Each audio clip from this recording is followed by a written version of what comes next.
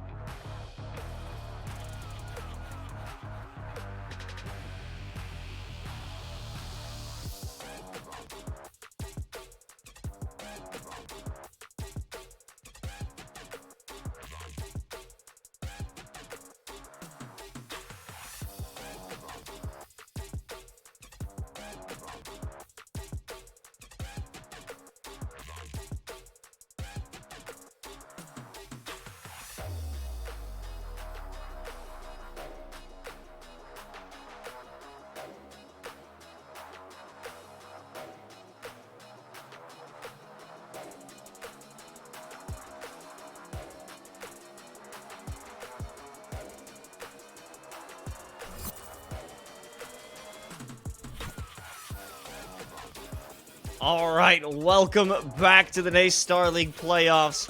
St. Clair Saints really making a statement with that final couple round comeback to steal the map away from Stony Brook. Ascent now gone but not forgotten, but now we're headed over to Haven. Vincent, what are we thinking coming up on the map 2? Well, personally, I'm thinking that this is going to be very interesting. I'm really not sure if this is just going to be a sweep for St. Clair, or if Stony Brook showed me enough to suggest that they're going to be able to push it to the limit on this next map. Because for me, I expected this to be St. Clair's victory, but I didn't expect that to be nearly as close as it was. And I think Stony Brook played incredibly well on Ascent, and if they play that same way on Haven, I think everything is up in the air. Absolutely. But I can tell you what else is up in the air. Well, we've got a special giveaway, and it's happening tonight thanks to our friends over at Garmin. Make sure to use the command giveaway in chat and watch through tonight's broadcast for 1 full hour. Come on, it's just a game and a half. A chance, actually maybe just 1 game depending on how amazing our players perform tonight. A chance to win your very own Garmin Instinct Esports Edition. The Garmin Instinct Esports Edition is the GPS gaming smartwatch built for victories. And with a dedicated esports activity profile, you can track, analyze, and everything else you need to see your body's performance while gaming. In case you missed it, one more time, folks, command giveaway in the chat, watch 1 hour, and you have a chance to win a Garmin watch. Is that why I've been losing? I didn't have a Garmin? That's what gives me the victories? I would have to say yes. Yes. Well, that would explain my current win streak. I got the Garmin and I started winning. I thought it was just me improving. Oh well. Better luck next time, but better luck to the Stony Brook side in this map. That's what they're gonna need in order to take the W. I will say that this Stony Brook team, they just got served up their first map loss of the season. They were 14-0 coming into tonight on map wins. Had not dropped a single one. And so St. Clair just barely stays in that positive look at now 13-0. That's what they wanted. Continuing here with that undefeated streak. They're looking to end it here and now right on Haven. I wouldn't be surprised if they were able to do such, considering it is their map. Got a lot more, I would say, comfy strats. Then again, Ascent is something that we really touted the Saints as a place that they are very skilled. But still, they've got a map pool. It's expanded. It's made its way to Haven. And we've made our way to Agent Select here in Game 2. Yeah, it's funny you mentioned that, because I thought it was a little odd we weren't actually seeing Bind, because that's been the go-to for this St. Clair team on the second map of pretty much every series you and I have casted them. But I think Haven is definitely still viable.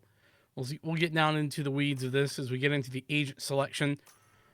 Tim's going to go for the chamber. That's pretty standard stuff. Scrubby on the chamber as well. This is mirror. Yeah, full mirror. Good stuff. Makes sense. Pretty standard, I would call. Seems to be the case. I mean, yeah, this is what you want. Breach just has so much power in conjunction with that fade. I mean, all the different bits and pieces of his utility make defending, or really attempting to take back a site, so much more difficult. It is a beautiful thing. I was an early adopter of Breach. I was called many things in chat when I would pick that. But hey, you know what? How about instead of me getting called something, I'll call in a Duncan order, because you know what? NACE Star League runs on Duncan. Ooh, that sounds good right about now. I probably gonna pick me up some of that tomorrow morning. Just got done mentioning to you in the green room. I'll be up early for some Europe games, so Duncan sounds about right. We'll get into this action though.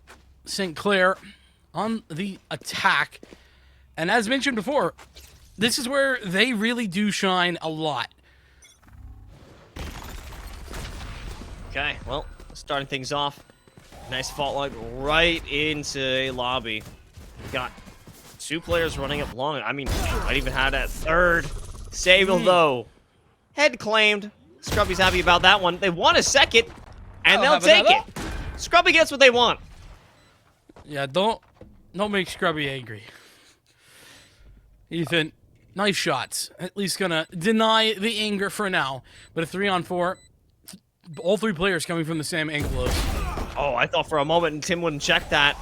Even so, Jello gets a little bit of a body shot, so one more anywhere is going to be enough to take them out of commission. 3v3, but it's a lot of pain for SBU as they attempt to make their engagement. Here comes the fault line, and I think it does cause Fortapping to lose their composure. They try and adjust, and the final 2 players are sitting inside of A-Link. They don't have the chance to get the half, but they will not need it, as Huji should be able to close this one out.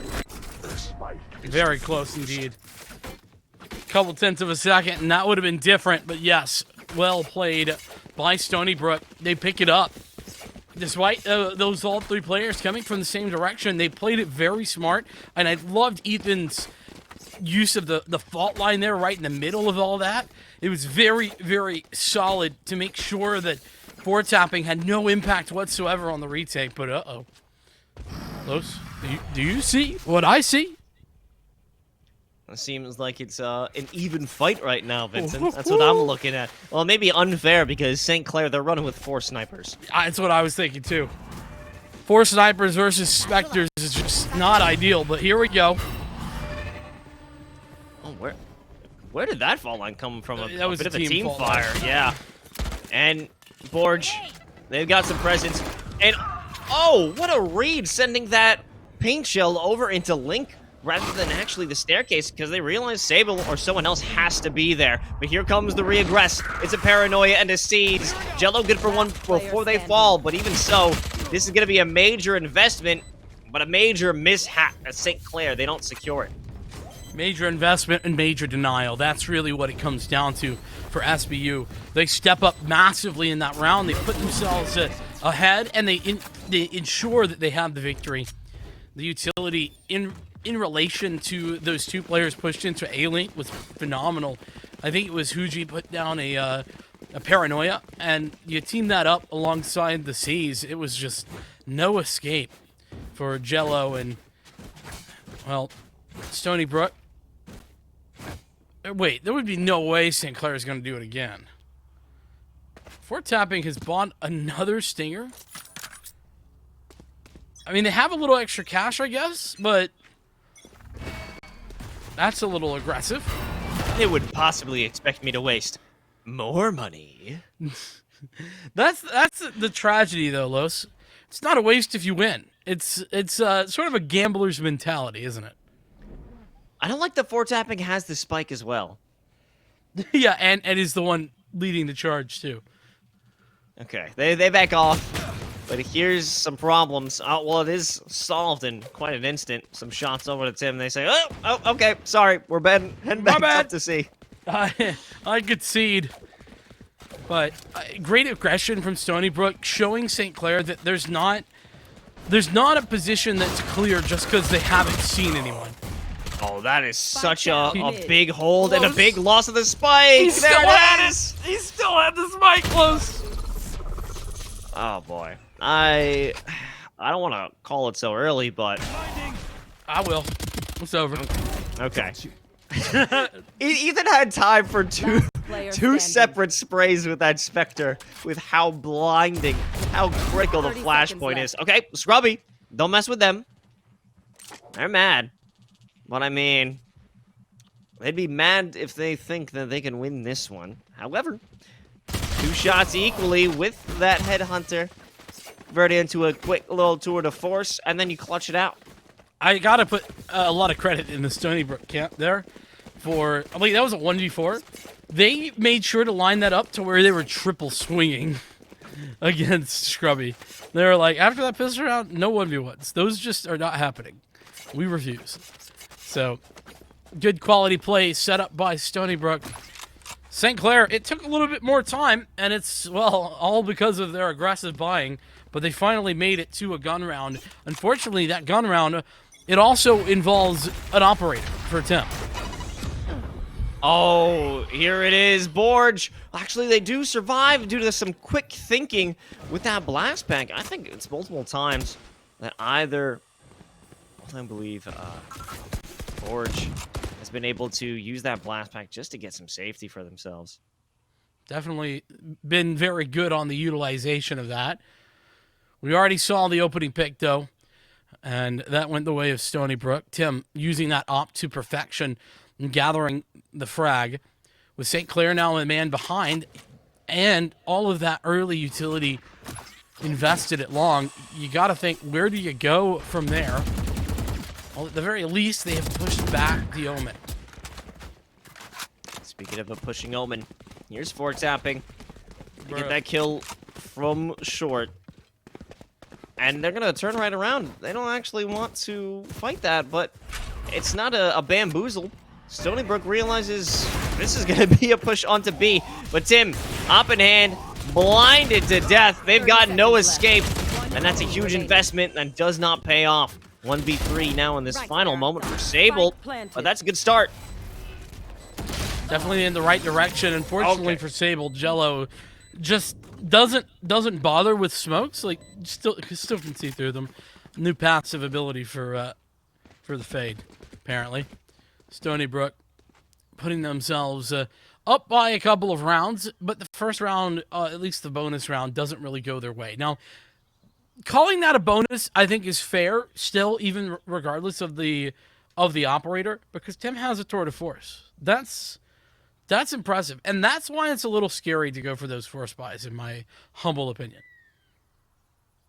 Yeah, because you stepped up and gave an opportunity for your opponents. Now they could get a few more kills, feel confident. You're not going to be running with the best weaponry come round 3, and that's where they start to build those ultimate orbs, hand it over specifically to Tim, and then now he's walking into round number 5 as a serious threat. Yeah, no, it absolutely is. And St. Clair, a timeout here from them is a little bit of a question mark for me. I'm not quite sure about the timing here, but regardless, clearly something needed to be said. And St. Clair, hopefully they've said it. The early investment, hopefully they don't need that a little later. I know it's a different game, but seeing all the early timeouts at the CS major makes me a little worried.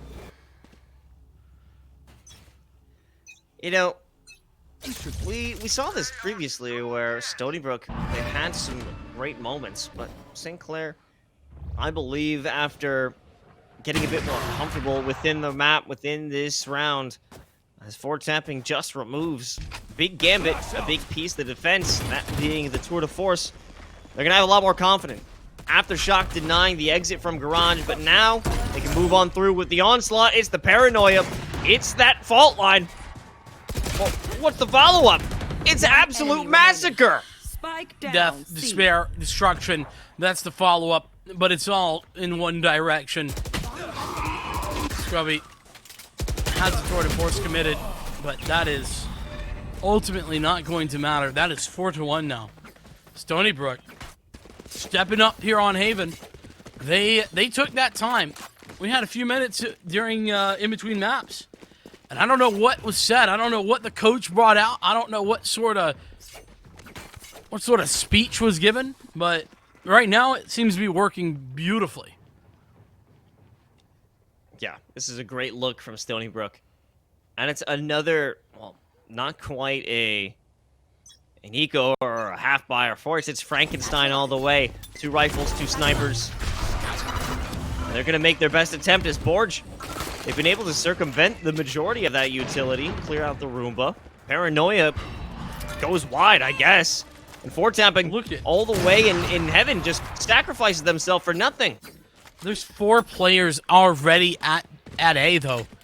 Stony Brook, they knew what was going down. As soon as they heard Borge adjusting to move away from that early utility, there was no need to rotate out. Here comes the tight take. It's on to B. Whoa, those bullets flew wildly. No connection onto Ethan until the very end. If it was some support, but now you've got Jello extending out. I think it was the haunt just for some information, but they are flailing. And Stony Brook is hailing themselves. They have brought in a new wave of aggression, or counter-aggression, that is. And they're feeling themselves. Ethan, someone who was clutching a big, well, they don't even need to clutch this time. They're just racking up kills. And Los, I feel like that's another good example of where SBU they could have had a bye this round, but they got a little too aggressive with it. They forced into it, and they're going to get punished off the back of it. I'm a little bit disappointed with how aggressive they've been buying. It feels like they're not respecting Stony Brook and how effective this team is at shutting down the aggression. All of those that utility at long, it's doing what it's intended. Oh, there's just so much that's going against Scrubby in that moment. Counter use of that paint shell. I don't know how KhazixMayJump wasn't affected at all by the paint shell, but they come right back with that showstopper and take 3 for themselves. But it doesn't feel like a major victory. It's still a 2-on-3. You know, most people get blinded and they fall back. KhazixMayJump gets blinded and showstoppers forward. Truly thinking different, you know? I like the innovations being made. We're going to have to do some innovating here. And does at least get the opening, but it's at the cost of Borj's life. 5 HP, a Rolling Thunder, but... One enemy remaining. Oh, okay. Imzuwu finds the flank. There's 30 seconds. Wondering if Huji's 30 gonna seconds left. make an attempt here. Just cut off the rotation. They hear all the sound cues. Gotta be headed to C. That's an aftershock committed to stop the garage. Right around the corner. Huji's just gonna spray while running. They know Imzuwu so close to death. It doesn't even matter where those bullets fly. They are gonna secure a kill. And they're gonna secure a 6th round victory for Stony Brook. This is a crazy stat line. It is, especially after the 13-11 on map number 1, and the fact that that was SBU's map pick. All of those things, they add up to suggest that St. Clair in this game. Remember, I mentioned that Stony Brook might have lost last map, but they didn't lose to themselves. They played really well. St. Clair currently feel like they're losing to themselves. Stony Brook are doing all the right things, but St. Clair are making decisions that are a bit interesting. I just don't know what the reasoning behind all these forces is. It's cut their gun rounds significantly. Okay, now that's a decision, a commitment, completely understandable. But in that moment, you've got a potential flank. It's actually coming from both ends. Scrubby is able to hold that off, and they'll take B site with great strength. And Scrubby, believe in that, at least 2 more. As I say that, it gets eliminated. I was going to say 2 more kills possible. Would have been magic to find that. The Haunt goes out, the Prowler as well. There's not a lot of... Yeah, there's nothing really ultimate-wise to dissuade this area. And this is a bit pedestrian, I think. Huji, 1v3. Not gonna happen. Not even close, Los. It's the firing squad, Vincent. There wasn't much that they could do. They had a big gamble in having the pincer attack. Both lanes of A long and C long. That's where they'll send 2 each, but to each their own. They fall. Able to be cut down by Scrubby, which I believe was that was a pivotal role, being able to put some pressure, buy some time, because that also adds the additional factor for Stony Brook. They have to rush now into B site, and smokes are set up, angles are set up. It was essentially an impossibility for them to do that retake. Yeah. Normally you would have found so many offensive players inside window or playing in mid here, but that didn't come to fruition. St. Clair, maybe they're finally getting their feet underneath them. Trademark goes off, gives the full information, and here we go. Oh, I don't even know what's happening. What happened to the rotation? Actually, Tim able to rendezvous away, keep themselves safe. Could read Scrubby. And that timing, able to just narrowly avoid the look. You have a Rolling Thunder waiting to be committed at the go sign from the players on CT, but that's gone. There's no chance that's being brought in, and it feels that this is another impossibility for Stony Brook to find victory. A puzzling rotation right there from... I just don't understand why you would push Garage in that way for Ethan, right? Like, you have the Rolling Thunder, as you mentioned, the only thing to counteract that was actually Jello, who was right around the corner and was going to get hit by the Rolling Thunder. Instead, aggresses for it, even in the disadvantage. A little weird, I think. Stony Brook with maybe what I would consider their first mistake, at least the ones that I've noticed, could have turned around. Unfortunately, Ethan couldn't actually pull the Rolling Thunder. St. Clair up to 3 now, and it's Stony Brook the ones to save. The first time they've actually been forced onto a save, if I'm not mistaken. It might be the first time they do a straight up C long push, but this is a SWAT unit team right here, going through grass, looking for the rotation, or at least the flank. Trademark, that's set for A long. Oh. That's a 1-for-1, but a 1-for-1 in this situation is always going to be a big move for Stony Brook. If they can recover that rifle, might even have an opportunity to gain a bit more impact.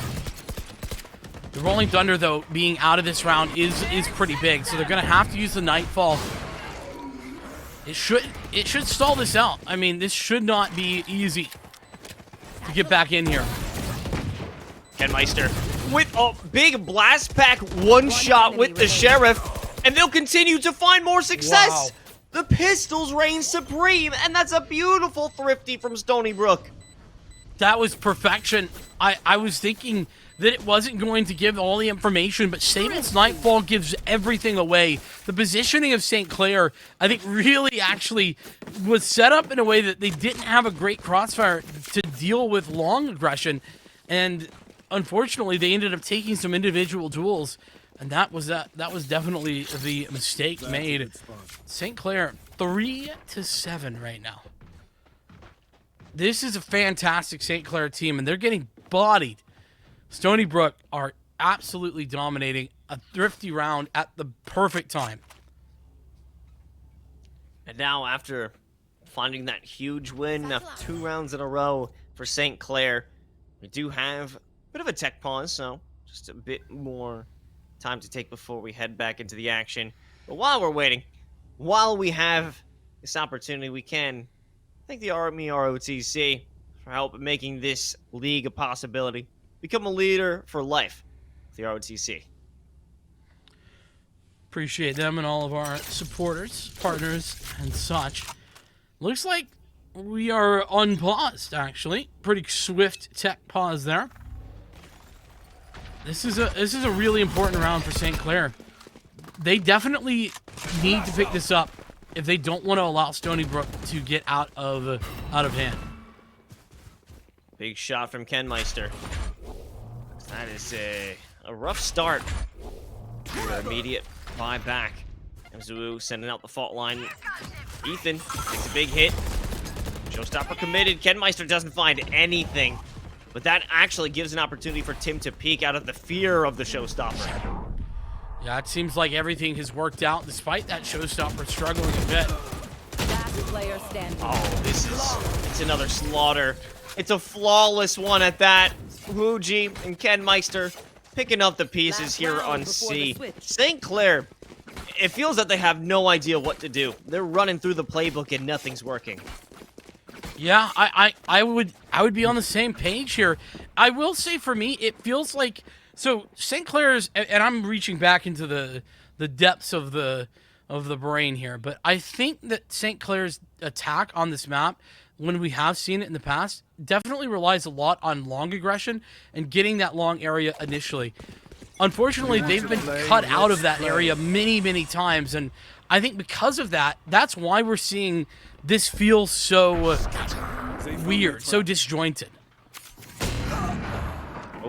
Oh, talk about timing. Scrubby getting the perfect moment onto Tim. Now they can convert that into a rifle in. Check for any rotators.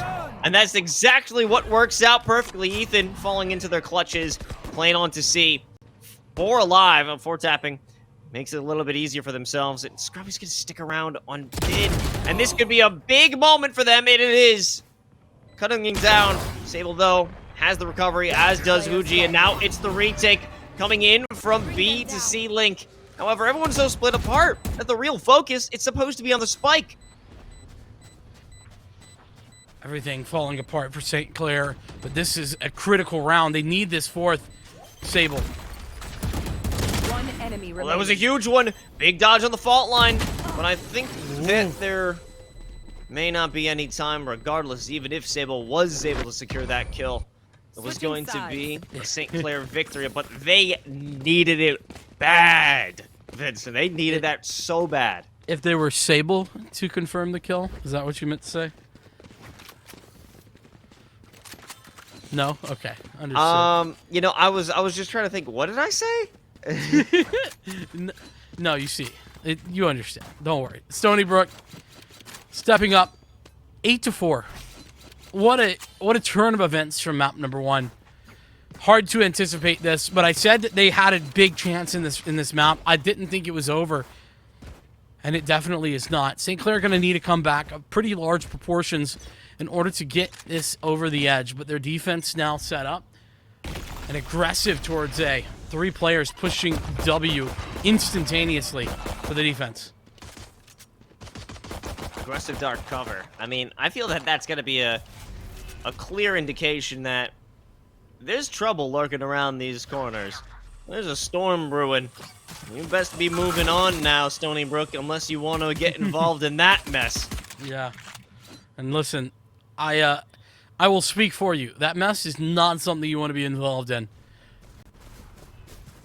Good decisions from Stony Brook. They move out. They move over to B.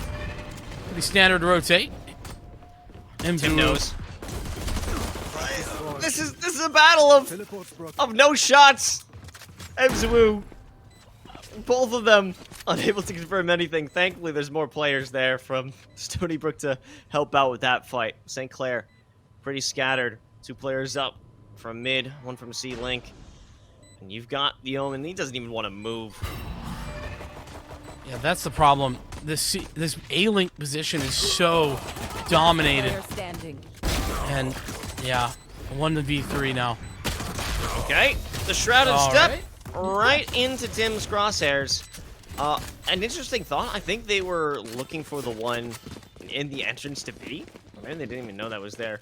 Honestly, just gotta say, Fort Tapping, nice try. NT. Yeah. I mean, Fort Tapping is the guy who's incredibly ambitious with some of the maneuvers. Is always willing to go for something, albeit even crazy. And, well, that time didn't work out. To be fair, 1v3, it was going to be tough no matter how you sliced it. St. Clair. This time, they aren't going to go for the forest buy. I like this a lot better, but they also have a lot less rounds to give away. Where are you? No, you're not working with any wiggle room here. But Scrubby, beautiful opener with the Headhunter. They'll walk away with their life as well as the pick. However, big engagement, big presence into C-Link, and they'll catch out Scrubby. Maybe even more as Jello completely dinked down. This is an easy work for Tim and KenMeister. The dynamic duo that we've been talking about literally all series for Stony Brook, hopping off at the correct times and pushing Stony Brook up to double digits. 10 rounds against St. Clair on their own map pick. It's looking like we're going to see a trade of maps if St. Clair cannot stop this bleeding here and now. The potential for the comeback is certainly there. I don't want to discount that possibility, but it feels like everyone's sort of firing on all cylinders for Stony Brook, where that is simply not the case for St. Clair. And alongside some massive errors, St. Clair had just not been in positions to win rounds. Certainly not. It feels that Stony Brook is speed running to Breeze, right? They just want to get this one over with. Tim got a nice shot in, went off the jump peak. They won't be able to secure that with all the utility. There's a lot more support now. Emzwu, that flash doesn't help you as you want to exit the dark cover. And KenMeister, once again, is laying waste to St. Clair. How does he keep getting away with this? KenMeister, I mean, I say that like he's doing anything crazy, anything out of this world, but it's just pretty standard stuff, and the rest of the team setting KenMeister up for success as well. Teleport's ready. Working around everyone. 2v3 now. Cease doesn't hit. Looking for One any enemy information that they remaining. can grab, and Jello Player standing. working wonders. It's Ethan and Scrubby in the 1v1, but Ethan wins it! That is Wow. insane! That was Scrubby's moment to save the day! And with the Spectre of all things as well, just dominating.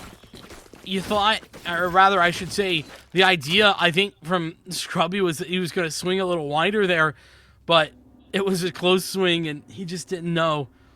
The timeout now for St. Clair, and, you know, I may have done a bit of caster cursing because I mentioned how early the timeout was last half from St. Clair. I felt like it was a bit on the earlier side, and so they didn't have a chance to use it later on. Now they take it, and it's absolutely required. Feels as though it maybe last minute, well, not quite last minute, not onto map point yet. But something's got to change when it comes to St. Clair. But it also is just confidence with SBU. They're feeling the same way that we would usually accept or expect to play from Borge, right? The Ken Meister double satchel all the way into the back of sight and putting that additional layer of pressure. And maybe there just might not be that needed layer of communication. And realized they were all the way back there, and Mzuu walked in for a freebie. Whatever that was, you're right. Something going down in St. Clair. What can they do? It looks like the decision made is to give up this 12th round. Allow a 12th to come forward. Forward tapping is going to... Okay, maybe not. All right, last minute changes. Last minute changes. St. Clair back to the bye. They want to try and stop them here and now. That's on mid here. All five about to engage in this one. Mzuu must be crippled by that fault line, but they're going to send it right back. They've been flashed too. There's too much utility. Nobody knows what's going on. But in the end, Mzuu is dead.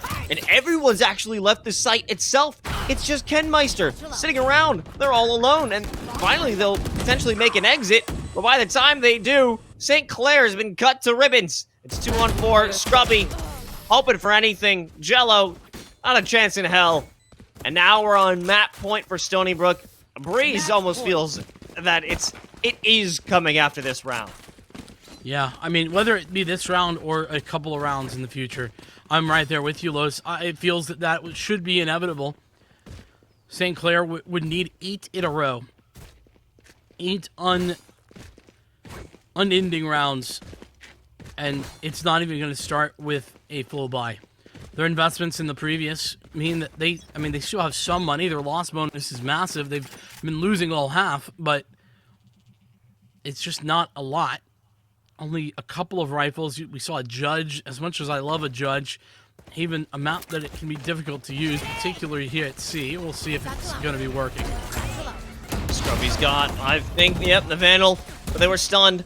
They had no chance.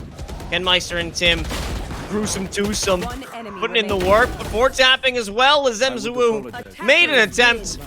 But an attempt is all it will be. This is a nice and easy cleanup here on Haven. 13-4, a wildly different scoreline than what we saw back on Ascent. I think our expectations, they were clearly entirely turned on their head. I mean, even if you throw out all of my expectations, right? Like, compare the first map on Ascent to what we just saw here. It's entirely different teams from St. Clair. They made a lot of mistakes, though. They definitely were not playing as well individually, and so I think both of those two things combined really allowed Stony Brook to thrive. Not only was it mistakes, though, from St. Clair, but Stony Brook weren't making any of their own. Yeah, it seemed that St. Clair were just a bit flustered in their attempts that if something went wrong, they didn't really try for a rotation. I feel that we never saw the Saints go for a rotation if a plan didn't work out, or maybe it was just a quick one down a different avenue of this same execution. And their mid-game or their mid-round round calling or shot calling just, it didn't feel like it was up to par. They always made that 110% commitment, even if it was into the grinder. Certainly did feel that way, but they're going to have another chance. That's what Breeze is for. That's coming up next. We'll see you back in a few minutes, right after this.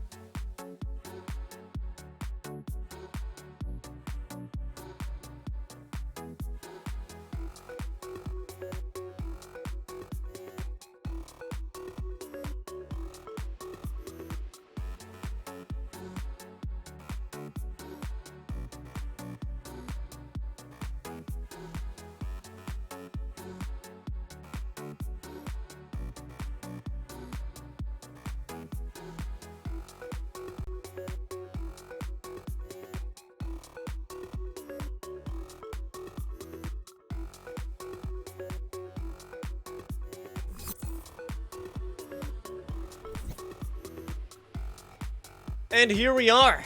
Time for a map 3. It's Breeze, the Saints, the Seawolves.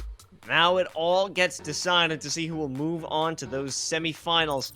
And we've got a pleasant surprise with that resurgence and straight dominance from Stony Brook back on Haven. Yeah, I think that, as mentioned before we left, to expect Stony Brook to resurge with that level of dominance is unthinkable. And I think that there's something I want to draw our attention to. Map number 1, 4-tapping, Borj, Ims, Uwu are 3 of the top 4 players in the server. Well, you slip over to map number 2, and 4-tapping, Borj, and Ims, Uwu are 3 of the 4 worst performing players in the server. And whilst that definitely is not the whole story, there's more to it than that. That definitely had a high impact, and I think we can't continue to see those 3 players be the bottom 3 players in the server if we were to see St. Clair come away with a victory. Absolutely the case. I mean, when your top performers aren't able to give you that opportunity, because, you know, even if you aren't going to be that major player, the flashy one who jumps in, you know, you have to be able to give that support where you can. And getting those kills, those extra ones that you find around the map, make things easier. But no one was really getting any of that. No one was able to bring together a cohesive round. It just didn't feel like there was a real team effort across the board from St. Clair. Yeah, and, you know, as mentioned, not exactly the same. I mean, you look on the other side, Kinmeister was in that top 4, both last map and the previous, but Stony Brook lost the set. It didn't matter. It wasn't enough. But St. Clair, they definitely are going to need to step up in that category. But it's not as simple as that. Breeze is a map we have yet to see them play. We'll have to see how they perform. I also know that this is not a map they tend to go for whenever they're in those third-party tournaments, at least not that we've seen in the past either. So I'm excited to see what they have prepared. Should be a fun one. A real treat for us and everyone here at the NACE Star League. Because we're heading to our, I believe, it's our first map 3 here in the playoffs, the second one overall. Yeah, you're absolutely right. Stony Brook setting up a pretty stalwart defense initially. Oh yeah, and that's a beautiful one. In terms of turning it on their heads, Mzuu and Jello stopping out that push from Elbow, and they could run right over to A. You would think that the rotation from Stony Brook would be to Out of charges. No, they will. In fact, wondering how that got the opportunity. Tim putting in a little bit of pressure from the staircase might alleviate some for themselves. Shock Dart, though, going to at least hold back some aggression for now. 3v4 on the retake. Getting out of the sight's the problem, and Scrubby's caught. I mean, they're both caught. You've got Mzuu stuck there. And finally, it will be Tim all the way around the pyramids. No, pull out the... What? Oh, there's just no way. It can't be. The ace, and it's finished with a knife. Oh my gosh. Tim. What a play. Nobody had bullets, and so it became a knife battle, of which Tim came out on top. 5 frags. Holy cow. What a way to start.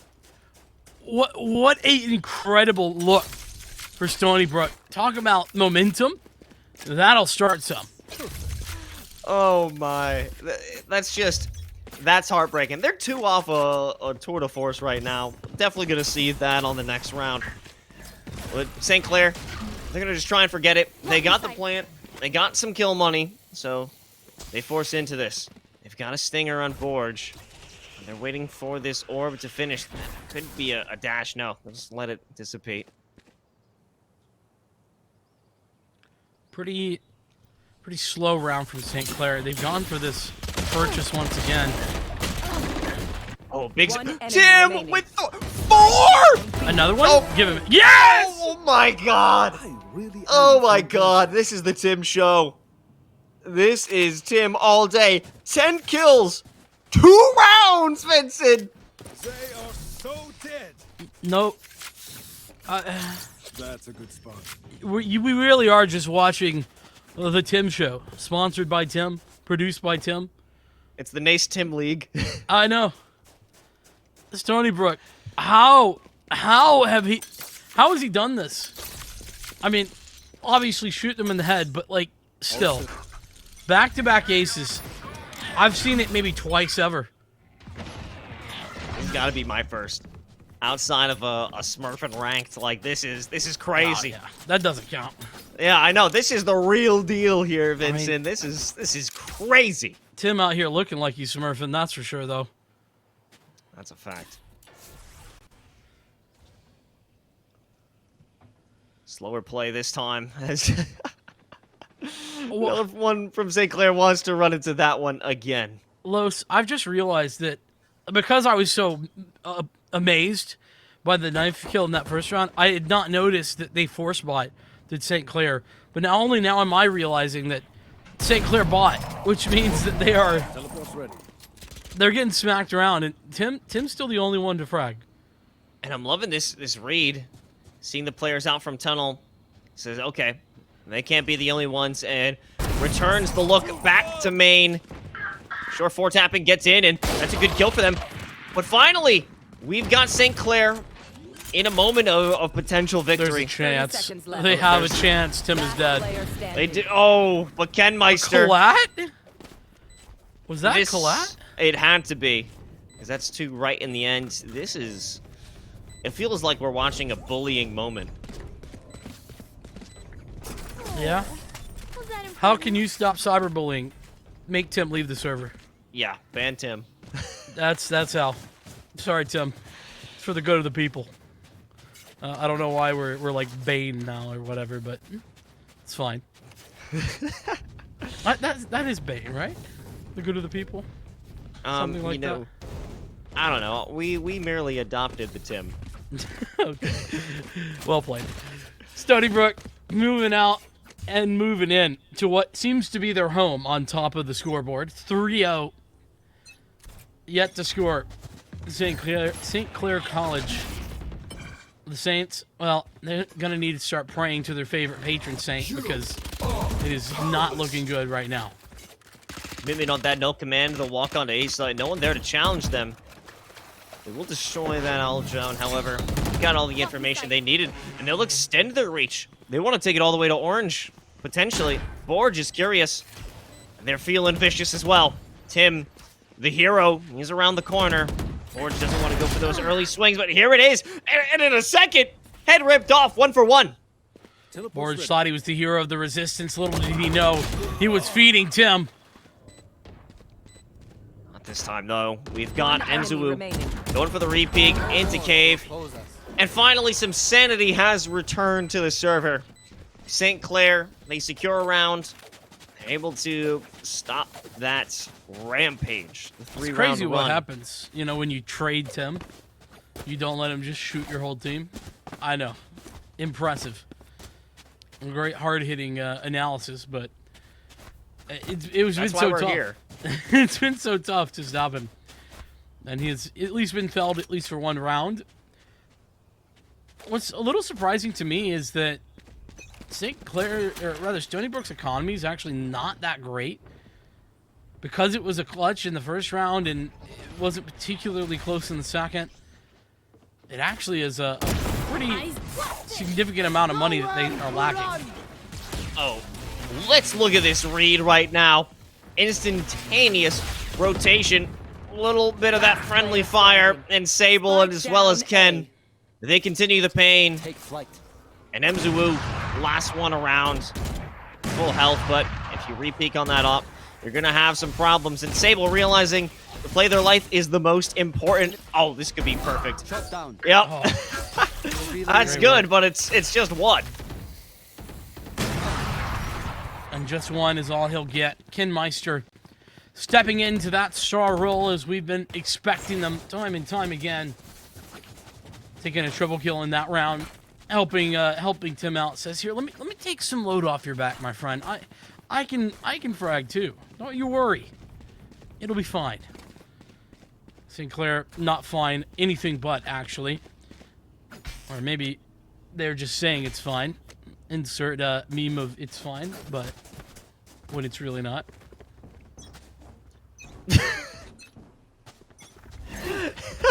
Thank you for the meme, Vincent. You're welcome. That's important. Now we I'm have glad you recognize it. the mid rush. It's Borge. Oh, a leg with the op, and then Huji, just a headshot with the Vandal. They didn't make that full commitment in terms of a buy. But KhazixMayJump, how do they get away with it? MZWU able to pick off one before they fall, but it's just a Guardian in the hands of Scrubby in the 1v4. They don't have control of this blank. It's over by the tunnel. And they're pretty much up a creek at this point, Vincent. They ain't got no paddle, that's for sure. St. Clair. I like this, though. At least it's the patience. Unfortunately, that scuffle with Ethan just kind of throws away everything. 4 HP on KhazixMayJump, too. I think I would have taken the confirmed kill on KhazixMayJump, but it's obviously, you know, hindsight 2020 and such. Here's the timeout. 5-1. This is definitely well timed, no doubt about it. St. Clair, I don't know. I don't know what's happened. It feels like this is a different looking team than we saw on map number 1, because on paper this is a much better team than we're seeing. I mean, it's the same team that we saw back on Haven, and you gotta wonder, what is going on in the St. Clair camp right now? What is the mental aspect? And you definitely need that coach that's hybrid who's calling out that timeout. This has to be a moment of trying to get some clarity for St. Clair. Remove the mental block of Stony Brook right now and try and play it as if it's round 1. You're back into this, and you just have to try and erase those very large shortcomings in the previous rounds. It's a good point. Yeah, you asked about the mental. It's hard. I feel like a team that has this much experience. This is a team that like knows what it feels to lose. Because when you play in those third-party tournaments, Los, you and I know, like sometimes you just get rolled, and it doesn't even have to be like the best of the best to do it. But if you play in those situations, you know how it feels like to be down. But it's got to be intensely frustrating to get back-to-back aced by Tim. Completely frustrating. I just want to... I wouldn't have been surprised if a timeout was called there, but for tapping, they get the opener onto the one who has been that terror. And Borge, they make the engagement. They get information, at least with their life. But otherwise, this is a site fully under control of St. Clair.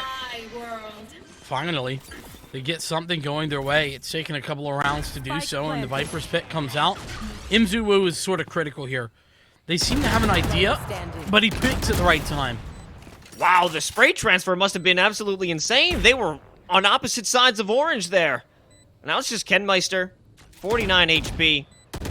Really no chance of a victory here. St. Clair being very thankful for that pep talk before going into round number 7. A timeout seeming to be effective at least, and giving them some confidence, pushing them up over the edge, and investing the Viper's Pit there. It works out beautifully. What's next, though? The next steps have to be here, because this isn't, you know, as dominant as it's been. It's not as if this is unwinnable for St. Clair. They can definitely recover this. It's just a matter of putting together round after round. There's only 3 that are separating them. So this is entirely a closable gap. Tim, a forward placement. We've seen KhazixMayJump get very close to the yacht, but oh, this is a big moment. Yeah, they can walk away with it. Perfect timing, because if that null command was activated 1 second earlier, Tim would have no escape. Yeah, a little bit of poor timing, poor tapping, timing, even worse over at the B side. And he had the spike. And That is critical. Spike again. I mean, I guess in this case, it was intended to have the spike, but still.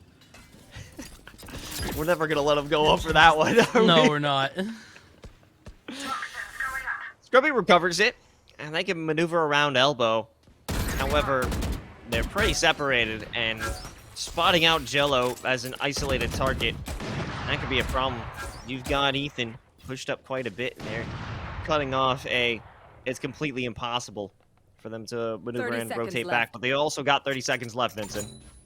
Yeah, I don't think there's going to be any chance of rotation with the timeline.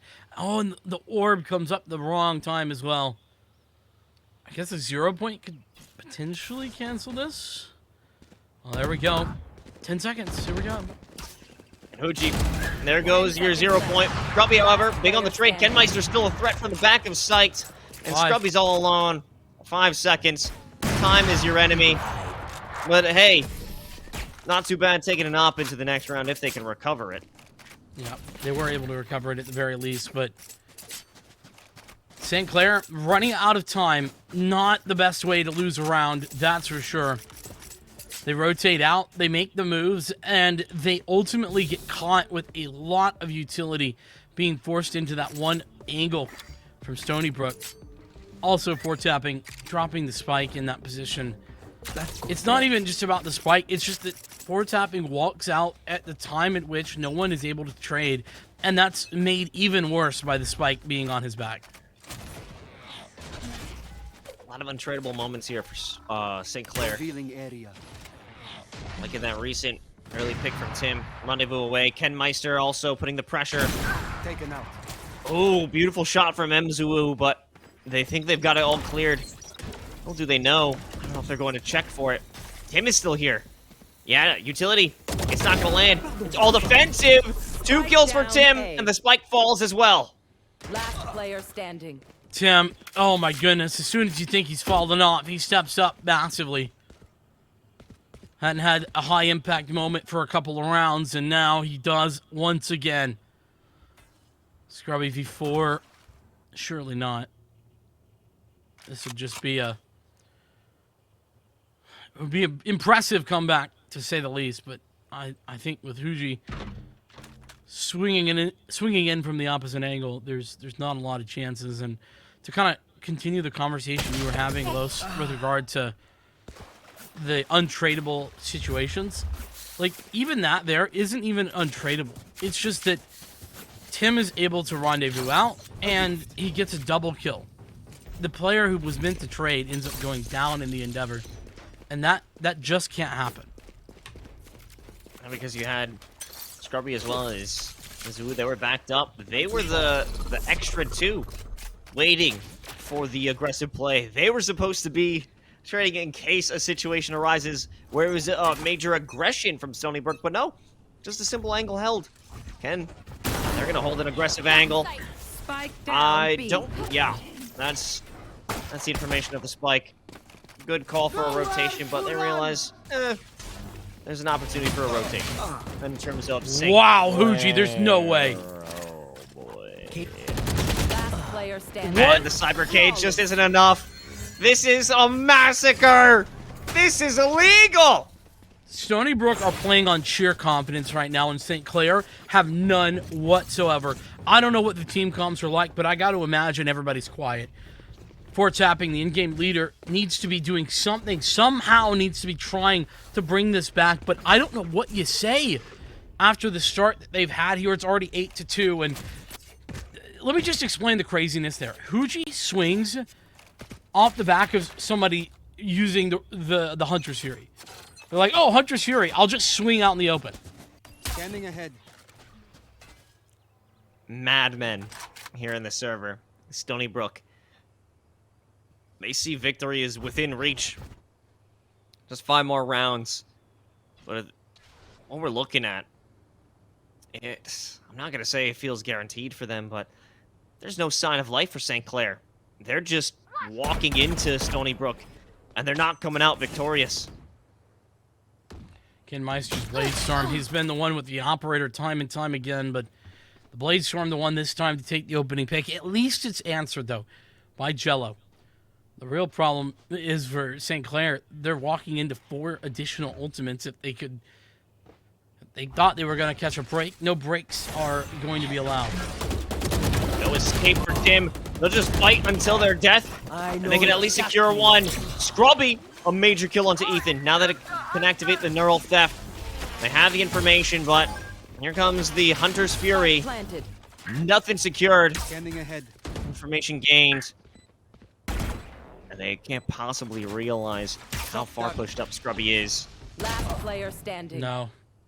Sable doesn't have a clue. Who'd you get last alive? 1v3. And that's not to be. 4 tapping to close it. There's a 3rd round. St. Clair, a much-needed victory. Last round in the And they half. take it. As we head into the final round of the half. A still massive advantage in the ult economy for Stony Brook. They have the Tour de Force. So that's essentially a double-up setup with Tim and Ken Meister. Sable's 3 and 6 right now. Has not been required to do a darn thing and is loving it. Yeah, that Hunter's Fury was their moment to shine. Hit absolutely nothing, but I feel like they aren't sweating it too much because this is the real round that matters. They can close things out or in a 9-3. That was a solid pre-fire. from Yeah, I Borge. don't know if he caught like a whiff of the very barrel of the Tour de Force there or something, but that was nearly Tim getting deleted. 4 tapping, going to do the deletions though. He's entered Ethan's name down into the death note. Yeah, it was passed on over to 4 tapping after light. Should have been writing in that one a little bit earlier. Now they've got the big moment. Here comes that null command. Follow it up with the fragment. Every bit of utility. And Tim struggling to get any connection. They'll make it in the last moment, but it really won't matter. They'll die a second later. The spike planted inside the Viper's pit. And St. Clair are back into it. And this is a careless attempt at a retake from Stony Brook. Yeah, just missing out on checking some corners. What a closing round this is looking up to be. Kinmeister. There's just nothing to be done here. They know where he's at. He's got an op. Like, repositioning is just not going to be it. 8-4. St. Clair, they do at least pull it to a 4th, but Switching sides. that is very much reminiscent of Haven. The same score. And it comes down to St. Clair, they have good starts to rounds. They're not allowing themselves to take early picks. But I do want to point to what I said earlier in terms of the retake, where it's sloppy. Stony Brook has been playing sloppy these last 2 rounds where St. Clair took the victory. Not to say that St. Clair was doing a subpar effort. They did a great job. But Stony Brook is not really rising to the challenge and maybe got comfortable after that big run that they had. I mean, it's hard to say they got comfortable. They only gave up those 2 rounds at the end, but yeah, it definitely wasn't the same as what we'd seen. But in fairness, we hadn't seen Stony Brook retake ever. They just didn't have to.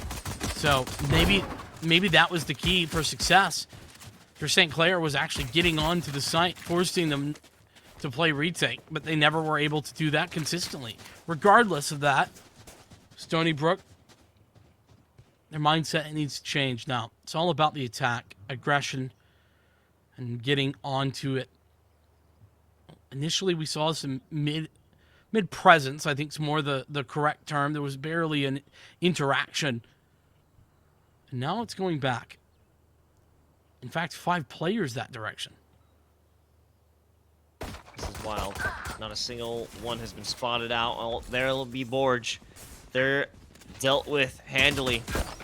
Even gonna stick around Watch for the rotation out from mid, but it's not going to come from there. But it may not even matter. If Fortapping can get a successful defense in, they're running around the pillar.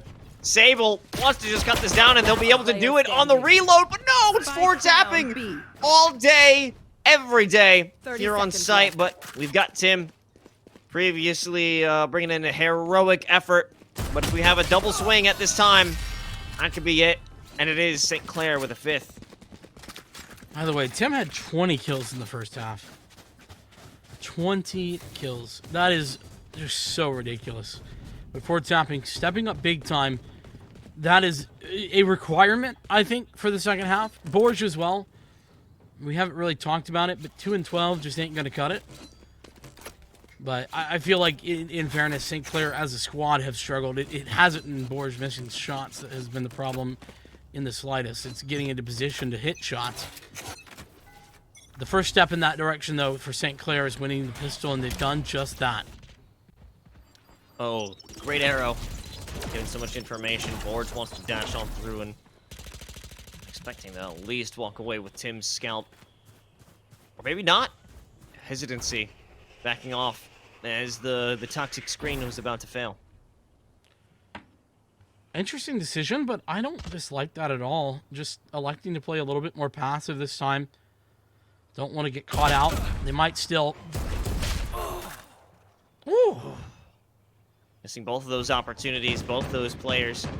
Try and take down a good swap, though. And even Kenmeister, they're failing as well. Great maneuverability from Borge, and now Jello coming in tandem. Everything falling into place for St. Clair. And it looked like St. Clair were up against a bit of a force buy there. An investment. Those marshals abounding, I think. Let me look. No, it wasn't a full investment because there's still a buy here. So they must just have had 1 or 2.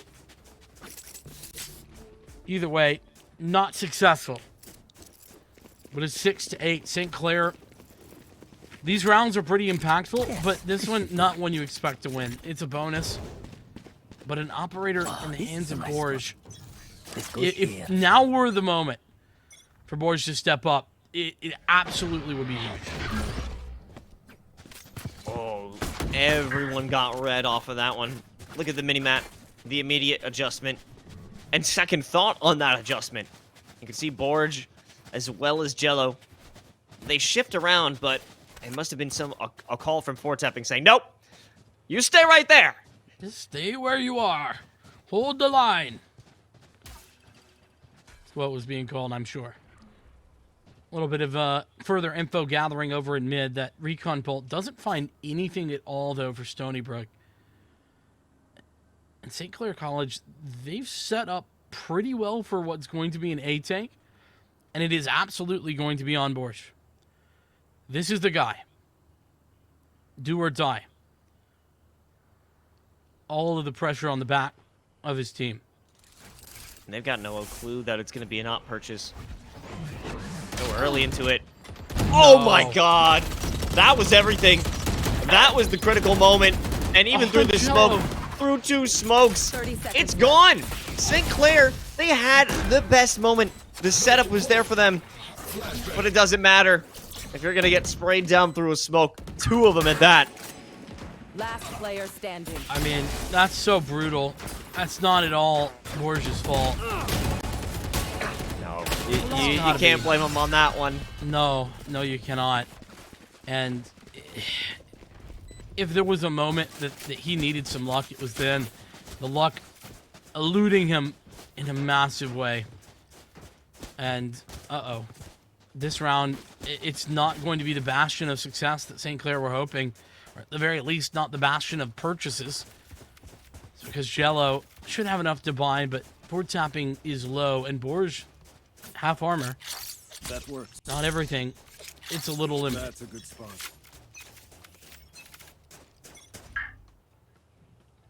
That's an aggressive placement from Fortapping. Gonna walk on through. You lose Fortapping, you lose smoke, but they don't want to defend. They want to attack. It's Borge up next. Here comes the pop flash. What a great dodge, but it doesn't matter. Emzwu and Tim stop this from being the execution offensive. And Borge is in a critical state. However, they thrive under pressure. Huge step up from Borge there, and Imzu especially collecting that shot. Oh no! Scrubby nearly caught out. Look at the health. 14 for Scrubby, even less on the side of Borge. But a big win. A win nonetheless for St. Clair. Coming down to the wire. And Stony Brook. What a turnaround this would be if St. Clair could pick up a victory. 4 tappings on the judge. I guess if there's a judge place on this map, it is at B. He's going to be playing that. I hope he doesn't push with it. He says. Hopefully. It's okay. All right. We're good. We were worried. We were worried there. 4 tappings aggression is something that I think is a real double-edged sword. It's great having a guy you can rely on like that, but when that guy's calling the shots, it can be very scary. And sometimes you can get over-aggressive. And we've seen that a couple of times in this series. It's a lot easier to call the shots when you're dead, though. And you got everyone's POV. Are you saying that it's better for the in-game leader to be dead? Well, hey, if someone's going to die first, could be them. Might as well be them? Okay. Los hates in-game leaders. Twit longer confirmed. Yeah, I expect this to be a article by George Geddes. I'll wait on it.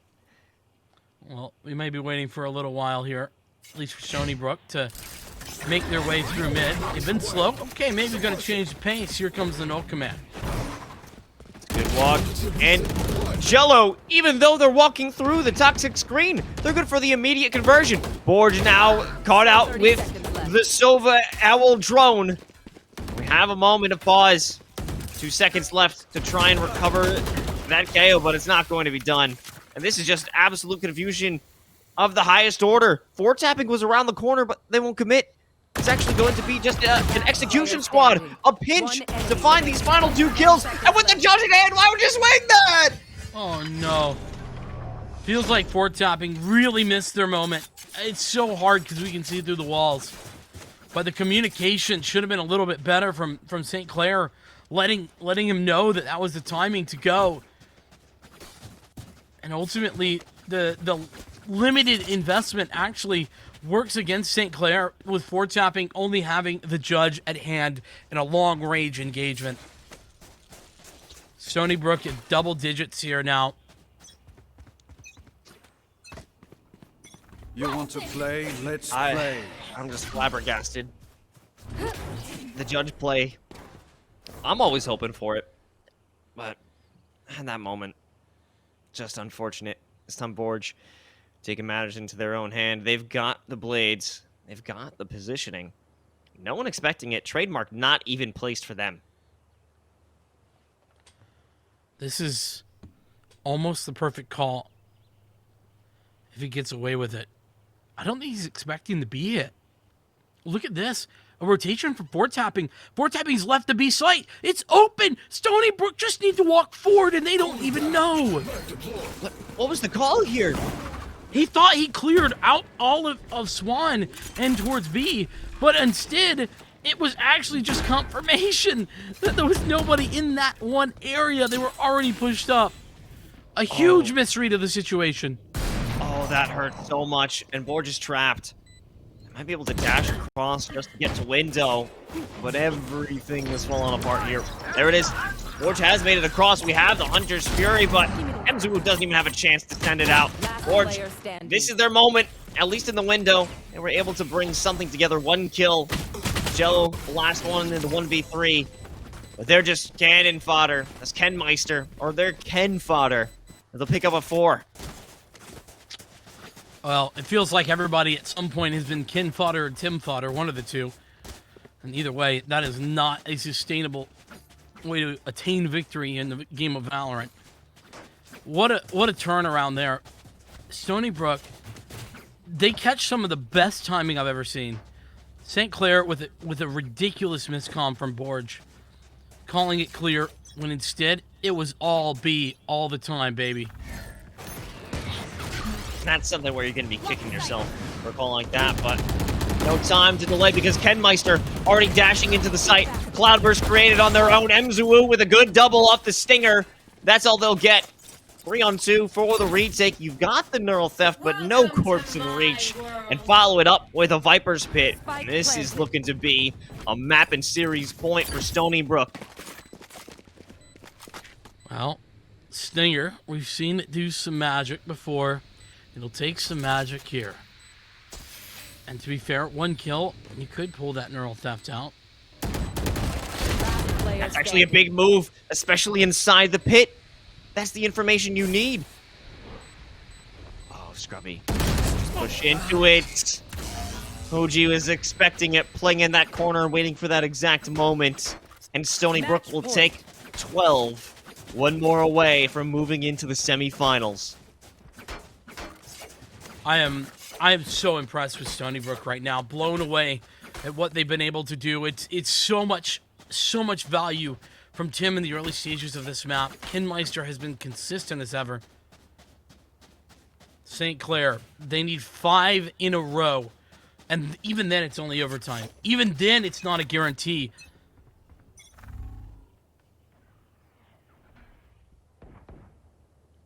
This is a wide breath of Stony Brook players right now.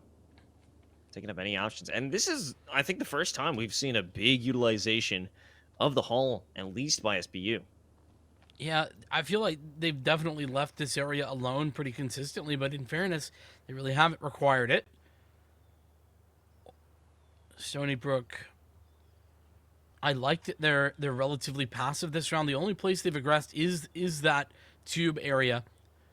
Now they've run into a bit of a tripwire, so that's going to be problematic for any further moving. But they've got the information that they would like. All 4 players, except for that player up in tube, are going to be moving towards B now. And Tim prepared for these rotates. If he catches that here. Next. That's going to be an issue. Will it be a sign for a rotation? I think if he messes with the door. Blocking sight. Yeah. It's going to be an adjustment, but only if the player's on A. Because the real execute, it's here and now on B. Kenmeister saw that it was a player in the back of sight, but it doesn't matter. Stable secures that one out. And you've got Borge making a last-ditch effort, trying to stop the plant. But now we have a real attempt. Jello, 4-tapping. They've done the work. They've gotten Kenmeister all on his own. No command here, but they've still got a rifle. One attempt at the knives before it comes in. The suppression's here. It doesn't matter. It's a tap. Kenmeister realizes that's a bait. It always had to be. Now it comes down to the 1v1. Another tap again. And the suppression just about done. Waiting around the corner, and Jello wins it. They don't fall yet. And neither will St. Clair. St. Clair picking up a big round, a big moment. A huge victory to thin that lead down to 4, but it was everything necessary for them to do so. They null command into that round in the 1v2 clutch. Jello with a massive step up. We have seen some better stuff from forward tapping, and it's been hit or miss from Borge, but it's just gonna have to be crazy plays. Much of what we saw back on Ascent for St. Clair to actually take this across the finish line. Big commitment of that Viper's Pit. And immediately running it back, but they've got the judge in hand. The Rat King has arisen. Before tapping's never really got some great use out of this. Yeah, they mostly avoided him, and they're going to continue to do that. Jello in between Pyramid. They've got sound cues all around, and they know what's behind them, but it doesn't matter. A lot of pressure being put on by Scrubby, but it's actually going to take down Tim. So now they have this weird sandwich going on. They realize that you've got 4-tapping inside the Viper's Pit, but he doesn't have the right tools for this one. They still have to worry about this open door. I think they did it themselves. Regardless, the pressure is here, and it's coming from Orange. Scrubby with another one, but Forge falls in turn. And everyone, though they make their attempt for the retake, the sandwich is destroyed, and Stony Brook will come out victorious, and they earn their spots in the semifinals. That they do, and holy cow, St. Clair, this was a team that I had as my dark horses for this tournament. I thought there was a possibility somehow North would get taken out. The right things go their way, they could win, and they're taken out here in the quarters by Stony Brook, a team that we knew that Stony Brook was good. We just didn't think that they were quite at that next level. Showing here and now that not only are they at that level, but they can dominate against somebody like St. Clair. I'm so impressed, and I cannot believe that we saw the domination that we did on both the second and the third maps. Complete turnaround from the SBU team. It's not to say that they looked like a different squad, because they were always keeping it competitive with St. Clair, but it was more that the Saints, they simply fell apart when it moved to Haven. They were able to bring it back together. I believe 8 rounds secured here on Breeze, but it just wasn't enough.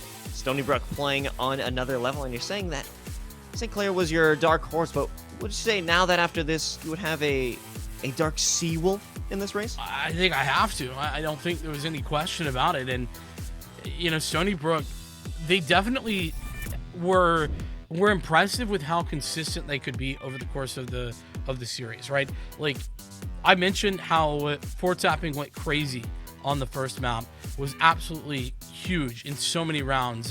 But Ken Meister especially, and, you know, we'll get to Tim, but Ken Meister especially was the best player, arguably in the conversation at least, for the best player in the server in every single map. That's not something you see every day. Yeah, no, someone who's bringing in that consistency. It's what you need. It's what you really want out of that duelist who's going to take those opening engagements. But, I mean, Tim as well as Ken Meister, between them, 9 first bloods on that final map. They were always taking those first fights, and that's what you want. Someone who's going to be able to take that risk for you, and you know that they can deliver on those opening fights as well. Yeah, and I mean, just to kind of give an idea as well, though, of the longevity that Ken Meister had, 20 kills in every single map. That's very impressive. I mean, especially in a 13-4 win, there's just not a lot of opportunity to pick up kills. And Ken Meister was doing that there as well. But Tim has to be the most impressive individual of all, just because double ace, back-to-back, that is, and a knife to close out the first one. I don't think I'll see anything like that again. Not the knife, at least. You know, I almost hope I don't. I don't want to see that again, because, one, it's a great moment for us to see and cherish for our lifetime here in Valorant. But also, if that happens to another person in pro play, that is just an inconceivable moment. But I reread the stats there, and Ken Meister, 5 first bloods, all 3 maps. Yeah, that's so impressive. 15 over the series, and over 60 kills over the series as well, over the course of those 3 maps. I mean, again, you know, just to be a sort of stat guy that I am, those numbers are numbers that you just don't see every day. Yeah, well, speaking about putting up numbers, or at least seeing them, we've got the man himself from SBU. We got it. It's Tim. Congratulations on that victory, man. How are you feeling coming back into this 3-map series victory? You know, I'm feeling good. That first map was a fluke. We had a lot of individual mistakes that we just messed up on that doesn't normally happen. So I'm happy to show on Haven and Breeze what we're really capable of. Well, I mean, you guys certainly did. Let's talk about, we have to ask about the double ace on Breeze, back to back, picking it up. Has that ever happened to you before? Have you ever seen someone else do that? Yeah, I mean, I've done it in a ranked game, but in like a match like this, that's definitely a first. You know, I was feeling it. You know, I was just swinging everything, and the knife kill at the end just like was amazing. So St. Clair on paper, a very difficult opposition. You played them here in NACE. You played them in other collegiate leagues as well. What were y'all's expectations coming in? You seemed very confident just out in the outset. Were you expecting to be able to win this in easy fashion?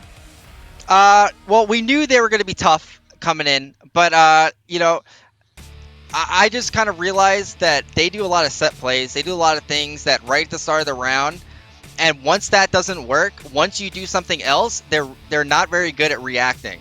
So we were kind of reacting around the map, playing retake on the sites instead of really holding anything, and that seemed to work really well. Definitely did, and you were able to come back and take both Haven and Breeze with ease. It was just a phenomenal turnaround from you guys, so I'm excited to see more, but who are you excited to see, or at least who do you want to meet as we get further down into playoffs? I don't know if North was in the bracket, but I would love to play them. You know, Yes. there's a good group of guys over there. I know them personally. I see them in ranked all the time. You know, so it's going to be fun to play against those guys because they're all talented, but I think we can put up a good shot. I'd love to see it, and you know, I said this earlier to Vince, but love to see some representation in the SUNY system. So congratulations on that victory, Tim. And before we send you on your way, is there anyone you want to give a special shout out to? Shout out to my teammates, shout out to my parents, and shout out to my girlfriend. Shout out to them all. Well, thank you so much, Tim, and we'll see you further along in the playoffs. Thanks, guys. All right, folks. One best-of-3 series down. We still got another one coming at you right after this break. I'm so excited. Like, that was just the first. It felt like a marathon of game, Vincent, and we get the pleasure of getting a whole another one.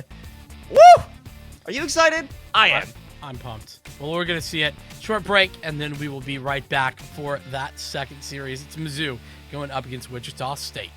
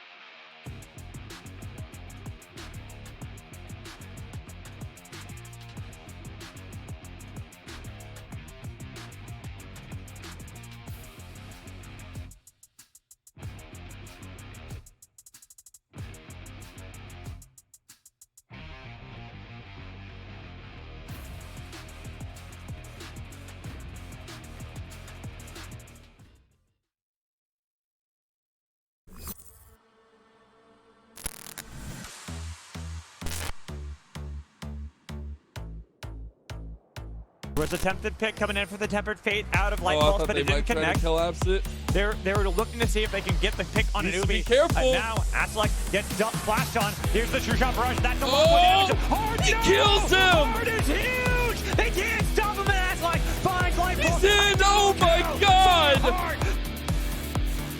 Aggressive position up here, and I think of it is used. A very awkward way. It might be able to reveal his position, but Scott Flyboy doesn't need to use it now. And somehow, Scott Flyboy is able to take out 4 members.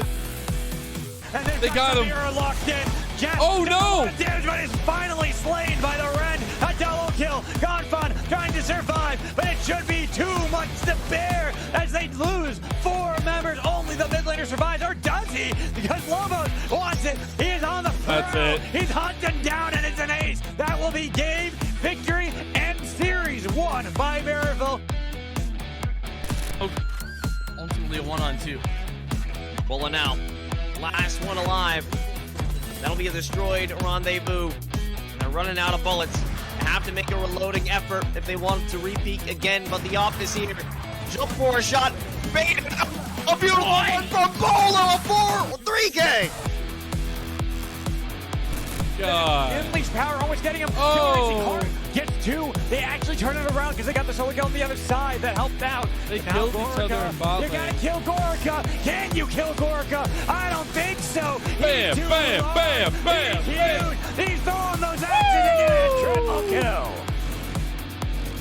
I really don't know what all this utility is looking to accomplish, but I guess it's doing it. They're still alive. 1 HP, 1 player, 1 chance to stop and keep this opportunity under their belt. 1 more shot needed. 6 bullets left. A kill. Oh! Can't do it. It's Flowery with another 4K.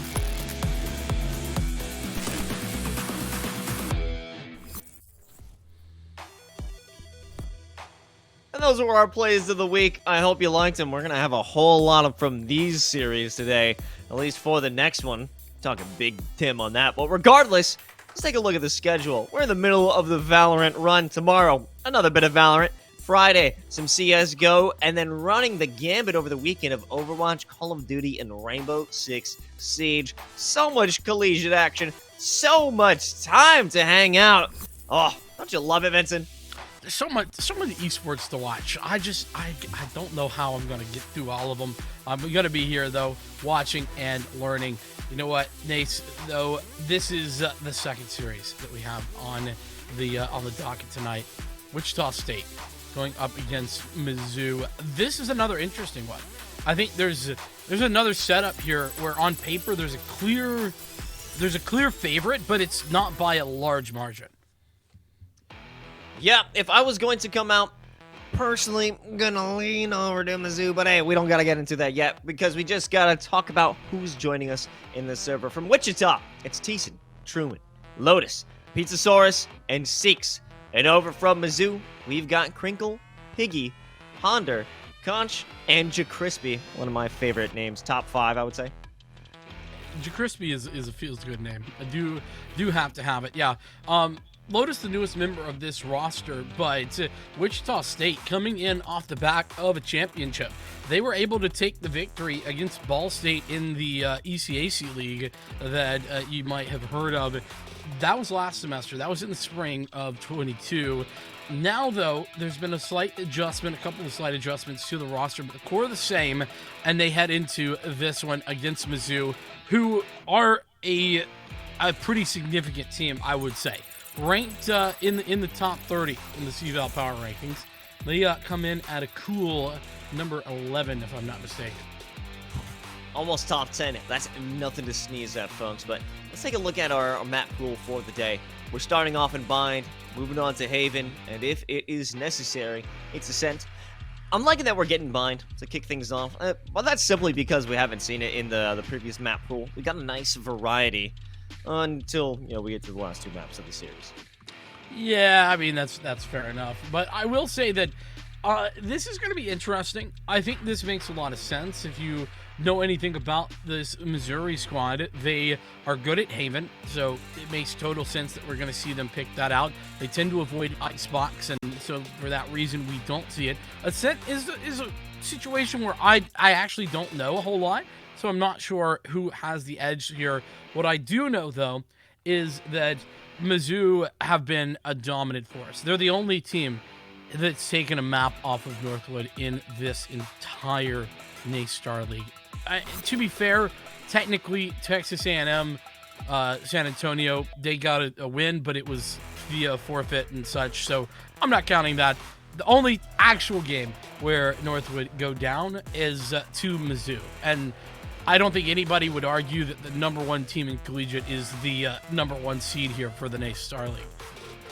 No, certainly not. And I'm very much excited to see Mizzou back in action. Wichita State, I haven't seen them perform for quite some time, but the most fresh squad for me is Mizzou. And if I'm talking one player in particular, it's Piggy. And I specifically remember them being able to clutch things out as an Omen, being able to manipulate those dark covers, being able to play inside of them and find so much value in terms of the trickery that comes with it. They're a little bit of a rascal of an Omen, Vincent. That they are. And you know what? I think Wichita State, on the other hand, they have definitely been forged by fire this season. They have had not an easy way into this position. Like, they had to win. I mean, last night they took out OTSU. You might have seen a couple of those plays in those plays of the week from that OTSU game. A strong team in the round of 16.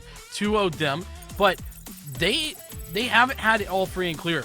Boise State, IVC, and the Keanu Huskies all in their same division, and they took victories in all 3 cases, but they did drop some maps in doing so. So, a little scrappy, but a team that has fought for their position. That's where Wichita is at. That's what you like to see. But, I mean, being scrappy and fighting for their position, I mentioned this briefly earlier in the broadcast that Mizzou is the only team to have made it into the quarterfinals in a Map 3 series. So, I'm not saying that it comes to a little bit of weakness needing it to go to Game 3, but hey, it does add a little bit of spice, I would say, to the narrative, wouldn't you? You want me to add a little more spice to that narrative? Hit me with it. So, it was a nice play, right? Very well done. But Irvine Valley College is the same team that Mizzou dropped a map to last night, and that's the team that was in the same division as Wichita State, a team that Wichita State 2-0'd. And now anything you could do, Wichita can do better. At least, hey, well, you know, that also could speak to maybe IVC bringing in some more reps, some more strats, as it is playoffs time. So they're going to bring everything they have when it comes to. And I believe we're going to have these compositions locked in. We've got the double smokes here on Bind.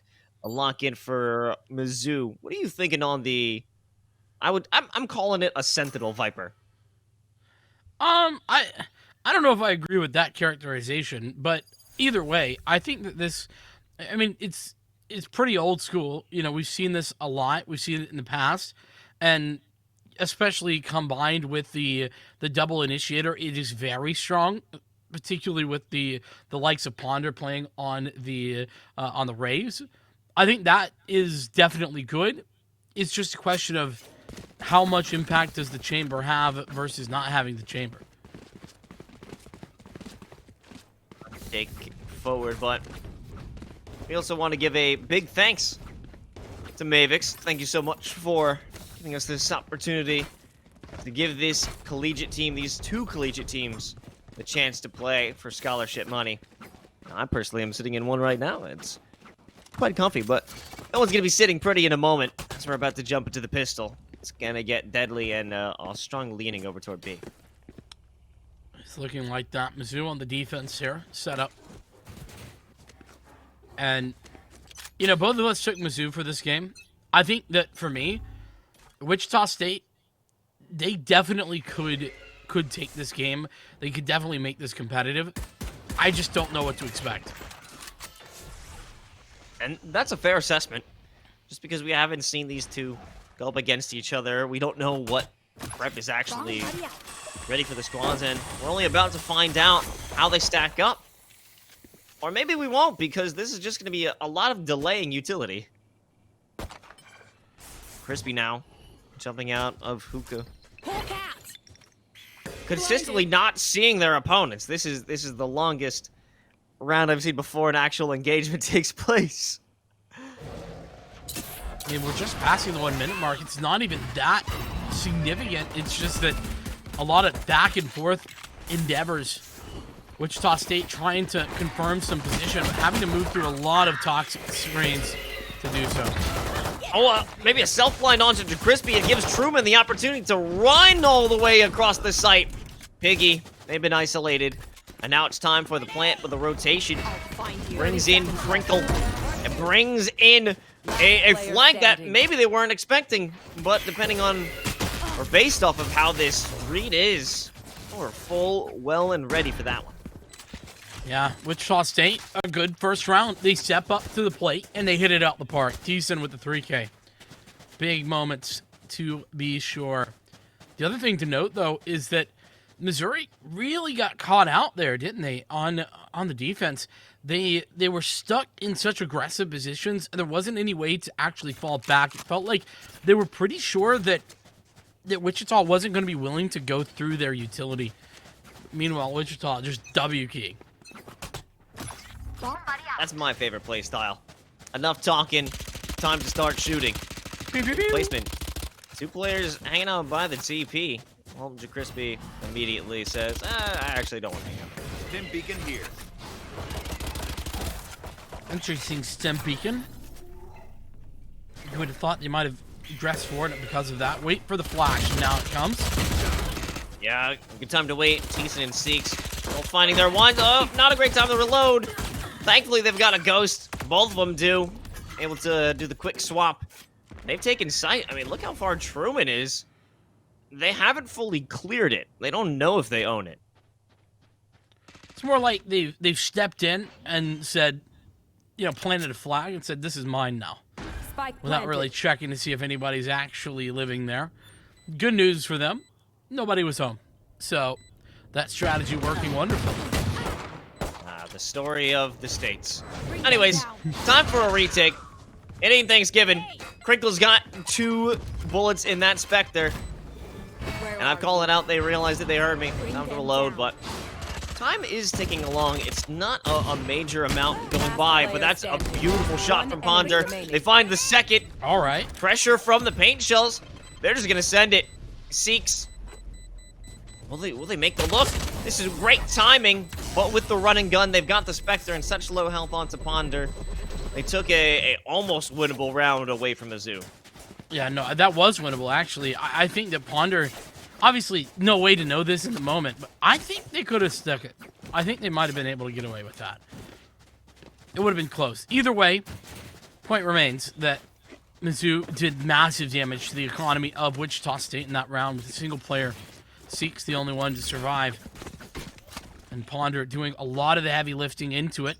It's up to Mizzou this time, though, to take advantage of the damage done there for what is should be a much easier round in this bonus. Fade nade. Not finding it. Oh! Truman didn't even realize it was in the corner of their screen, but they were so focused on who could be around the corner, they didn't seem to check right. And that's a big win there for Mizzou. Wichita State get stuffed when it comes to the shower's aggression, and so for that, they move forward to a different area of the court. Wow.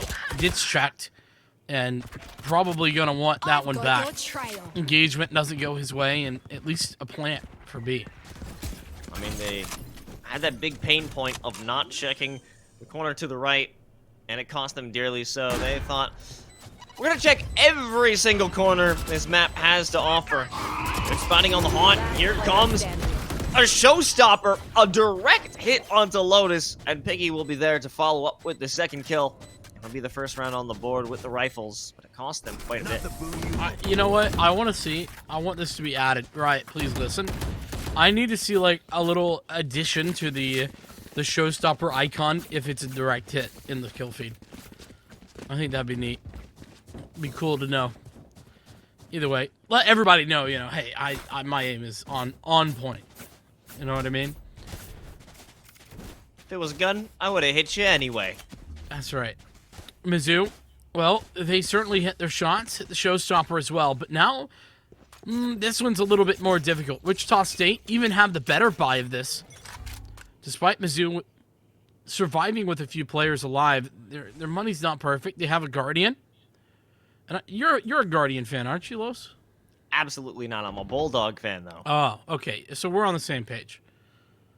Yeah, much better. Sounds cool. Looks cooler.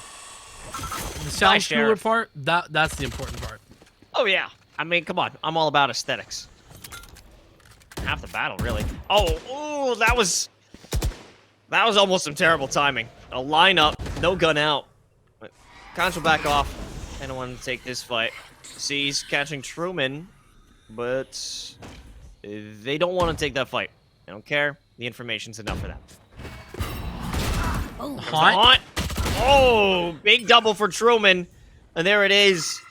Piggy, they're going to take some safety inside of U-Haul because they have to do something. A position needs to be held, but there's so much pressure now. They're stuck. Nades even catching Piggy. A win. Everything they want. Truman wants it more. Enemy remaining. Truman's going to take the quad. This is an ace to be had. Ponder's the only one left living. Satchel out. At the very least, we'll take something, but there is that ace. The third ace of our games tonight. We are getting treated to some brilliant Valorant right now. Ponder tried desperately to bring that back, but Mizzou, they got dominated in showers. I guess, to be fair, they kind of got some retrospective looks at what they did to Wichita State the previous round. Yeah. And now they're on that stinger. They got some snipers out, the sheriffs as well. I think they're still calculating what they want to bring into this round because, gosh, they got no cash. It's not even a save for them. I think if that purchase did go through, only 950 credits and no shields. This is a daring endeavor. Truman, they're just out of reach. Oh, they will be caught out. That's going to be the trademark. So this 4-player push-through market, it's stalled. They've got nothing there to give them access. Oh, finally a sky smoke comes through. Yeah, there we go. But they might have missed the timing, actually. The timing on this is critical. Oh, nobody looking in the right direction, though. Oh, caught reloading. But now you've got the potential swing from Truman. They drop the nades. They make an attempted escape, but escape they shall not. But in the end, the spike is still back by Fountain, and they're going to run it back to A. This is a crazy round. Wichita State, with the spike in that position, they get a little lucky that the trademark was in the right spot to make sure that Mizzou didn't investigate that further. So the spike going to go down. It's planted now, but Lotus, where do they go? Where do they commit? Oh, in triple box. This is scary. I think the idea, hoping that this is going to be a little bit of a fake, considering where the actual spike is planted, Player but standing. Oh, Pizzasaurus! Pizzasaurus, no way! Oh, that would have been absolutely disgusting. The trigger was held for too long. The spray was all out of whack. And JaCrispy able to snipe things back with the stinger. Crispy. And that wacky buy, it finds success. that is insanity right there. I feel like the Mizzou are breathing a massive sigh of relief right now. Pizzasaurus, they were eating a whole bunch right there. Taking 1, 2, 3, and 4, nearly gets the 5th, but the spray goes wide. Wichita State. I want to say that, nobody out pizzas the Saurus. You were going to say something way more important, so I was like, stop, like, I don't want to say you're this. committed. I think somebody else already has that that trademarked or whatever you do to slogans like that. You know, who knows? Not worth investigating. Yeah. They aren't paying us, so Wichita State certainly need to be paying dividends in this round. The aggression Not working out for Mizzou. Here's some more aggression. Out from short, Piggy.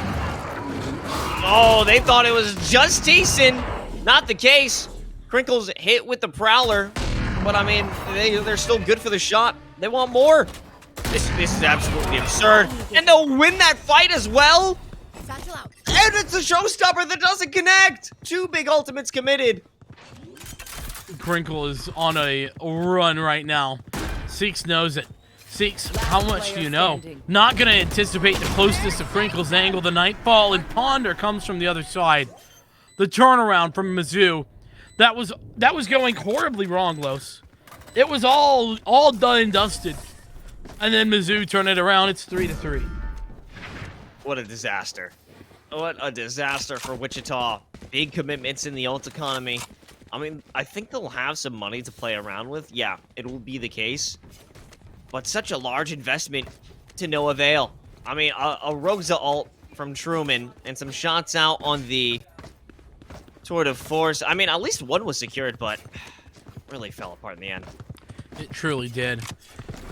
But Wichita State, not going to be falling apart in the economy just yet. They have secured the bag, at least enough so to buy into this round. They head into it with pretty much everything that they could want. But the Viper's Pit at B, this is a little bit uncharacteristic, maybe the right word, Los.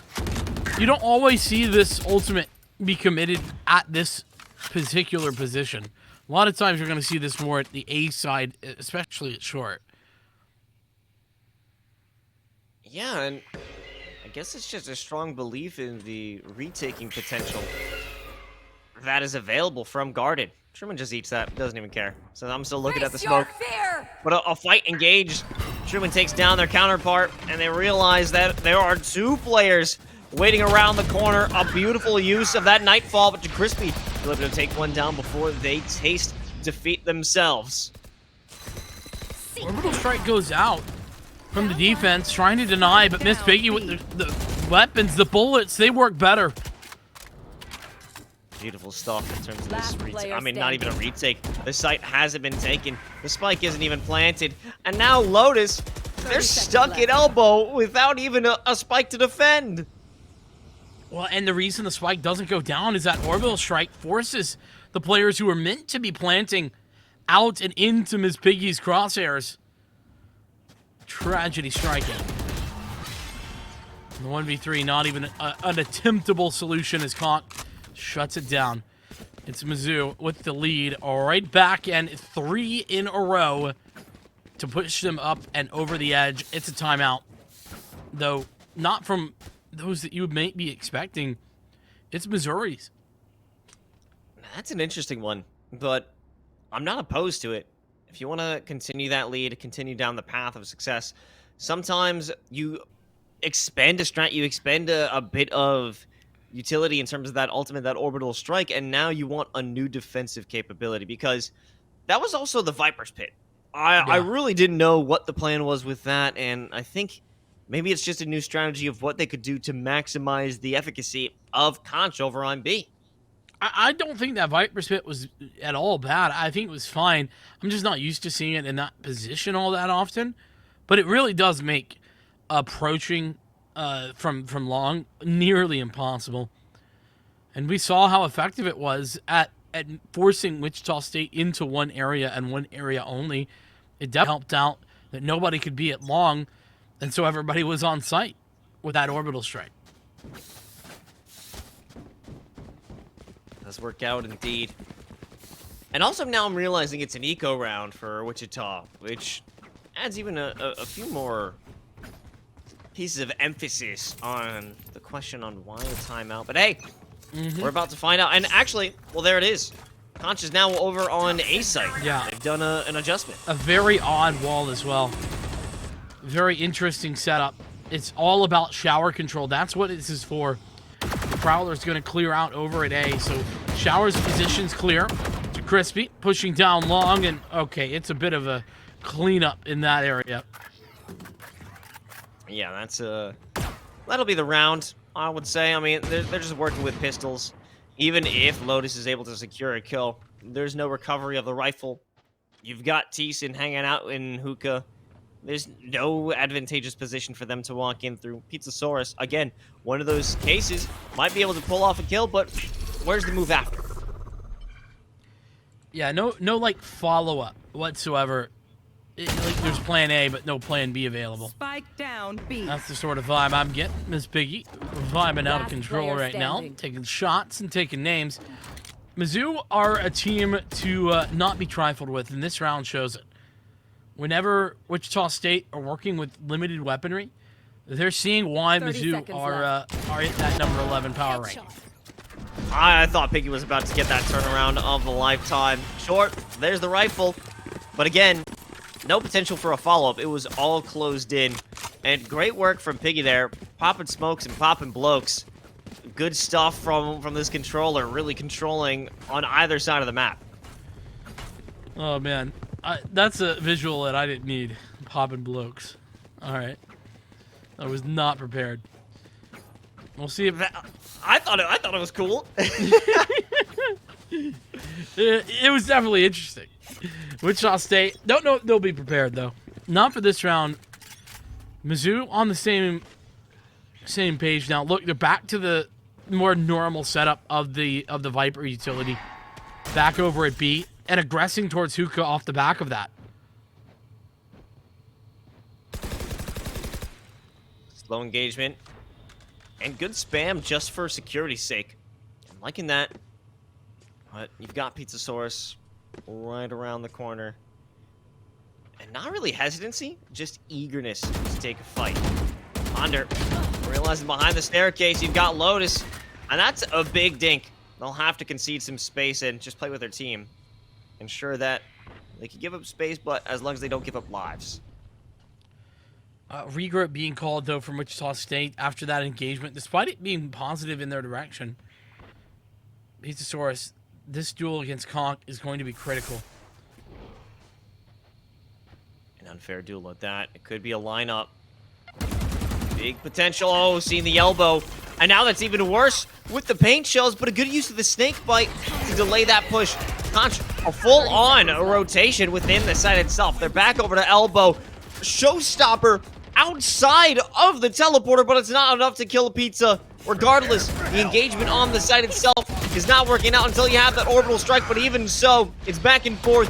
In the end, Piggy is the main force of defense, but it's all about timing. It's all about planting that spike. If you could have Crinkle survive for just a few seconds more, the round would be theirs, as there wasn't enough time for a spike plant, but the eagerness to jump out of hookah and stop and take the fight themselves is what actually gives it up.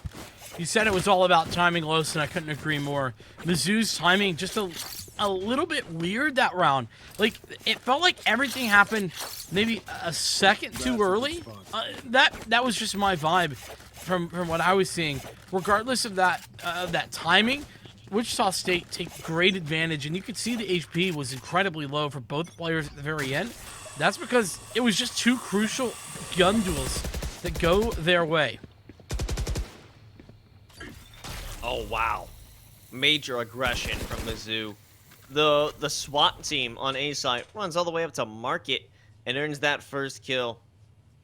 Pizzasaurus had no idea the rampage or the attempted assassination that was coming from them.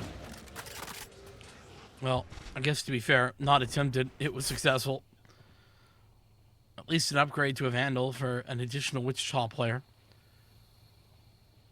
What have they got to offer in this round? It's a little bit tough because we see Lotus. They're the only player actually committed towards B, and the Prowler, actually, that was a... I'm not sure what that was. I think it was a guiding light over towards B, confirming that nobody is actually in that position. Truman and company have just walked out step by step here at A. Oh, with their pants down, it's Ponder. Not expecting that placement. 30 seconds left. Well, they have to pay that back for unexpected push to Marketplace. 4v4 for the retake. Piggy completely incognito as they walk in. Take down two. Thiessen responds, but the second they go for the conversion, that's when they're taken down. Lotus playing it incredibly close. Oh, no. Only 3 bullets in the chamber.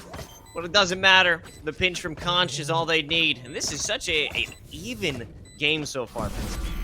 You say that, Los, but as soon as we get the scoreboard up, I think it's arguably looking a lot closer than it actually is, because Mizzou have really run the gambit since the pistol round. It's really been what, 2 gun round wins that Wichita State have? That's it. So I think that Mizzou are actually playing a little bit better than the scoreline would suggest.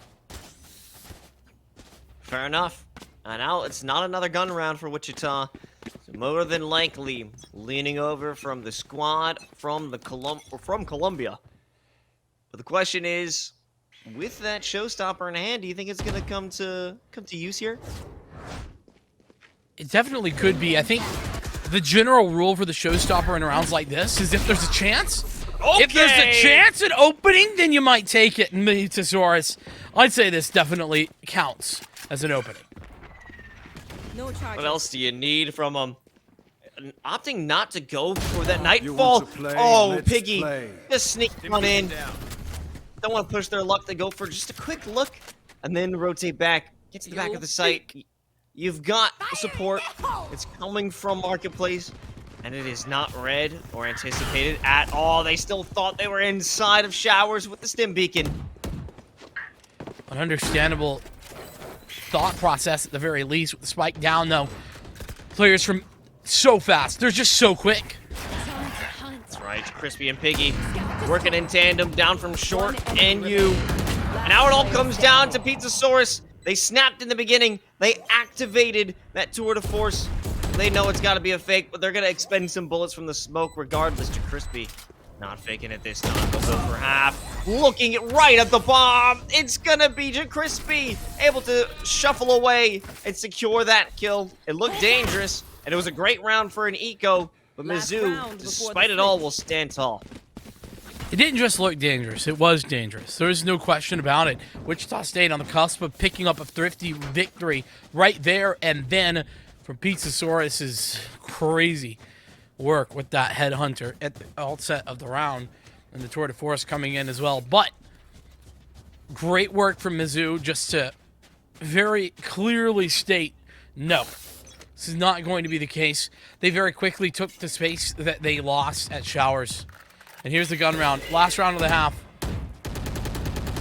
Hunter's pushing up crazy. They wouldn't expect this. The Trailblazer, though, does. And Seeks is there for the response. They'll seek victory here. Pushing it down along with the Crispy. Stayed alive for this long. They may be able to escape through the TP, but that's not in the cards. But this is crazy.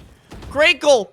They're ready to receive, and they'll jump around through short. No Might way. even be escaping that Nightfall. It's a whiff of epic proportions, but they won't. Even gets the dink through the wall right there. Bring them down. This Prowler is going to confirm that there's players close, but not any kills, despite the shooting gallery. Truman to close out the half at 7-5 for Wichita State. And I think Wichita State Switching sides. really redeeming themselves there at the last 3-4 rounds of the half.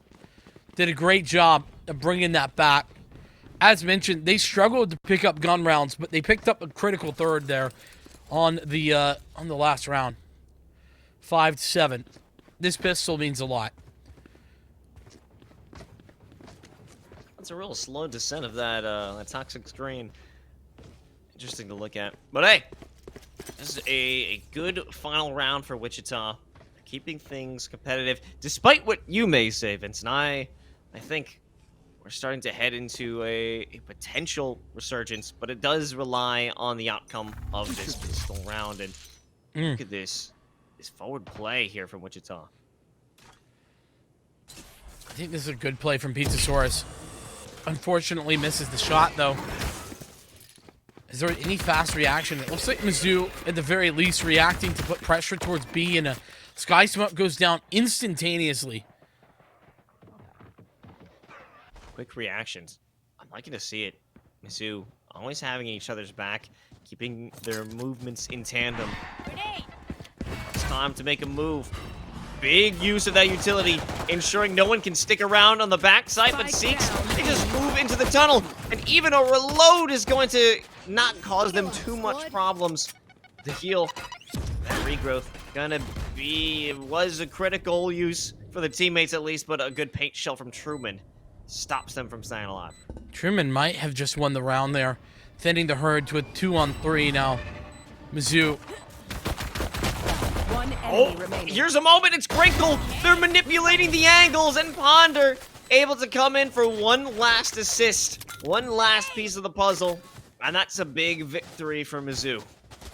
Crinkle doing some critical damage there, finding both of those kills. It was a brilliant crossfire. Mizzou had the right idea.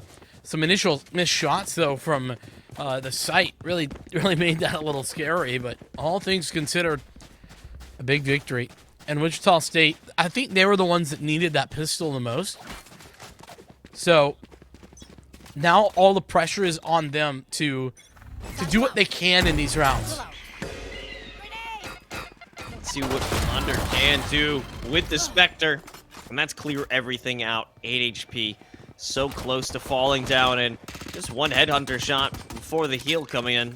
That could have been the difference between life and death, but just so much pressure put onto Wichita. They have to retreat and rethink this play. That they do. We come down to it though. Wichita State, how can you find re-entry into a round like this? You don't have a ton of utility to do so. And not even a headhunter? Oh no, Pizzasaurus. Blinded. Last player standing. Lotus, Flawless. you know, you gotta credit that they went for it, I guess. Good timing. I mean, I really liked how they were timing that together. They played it very aggressive, sure, but if you're gonna do that, playing together, all three players swinging at the same time, same angle, it was as good as it was gonna get.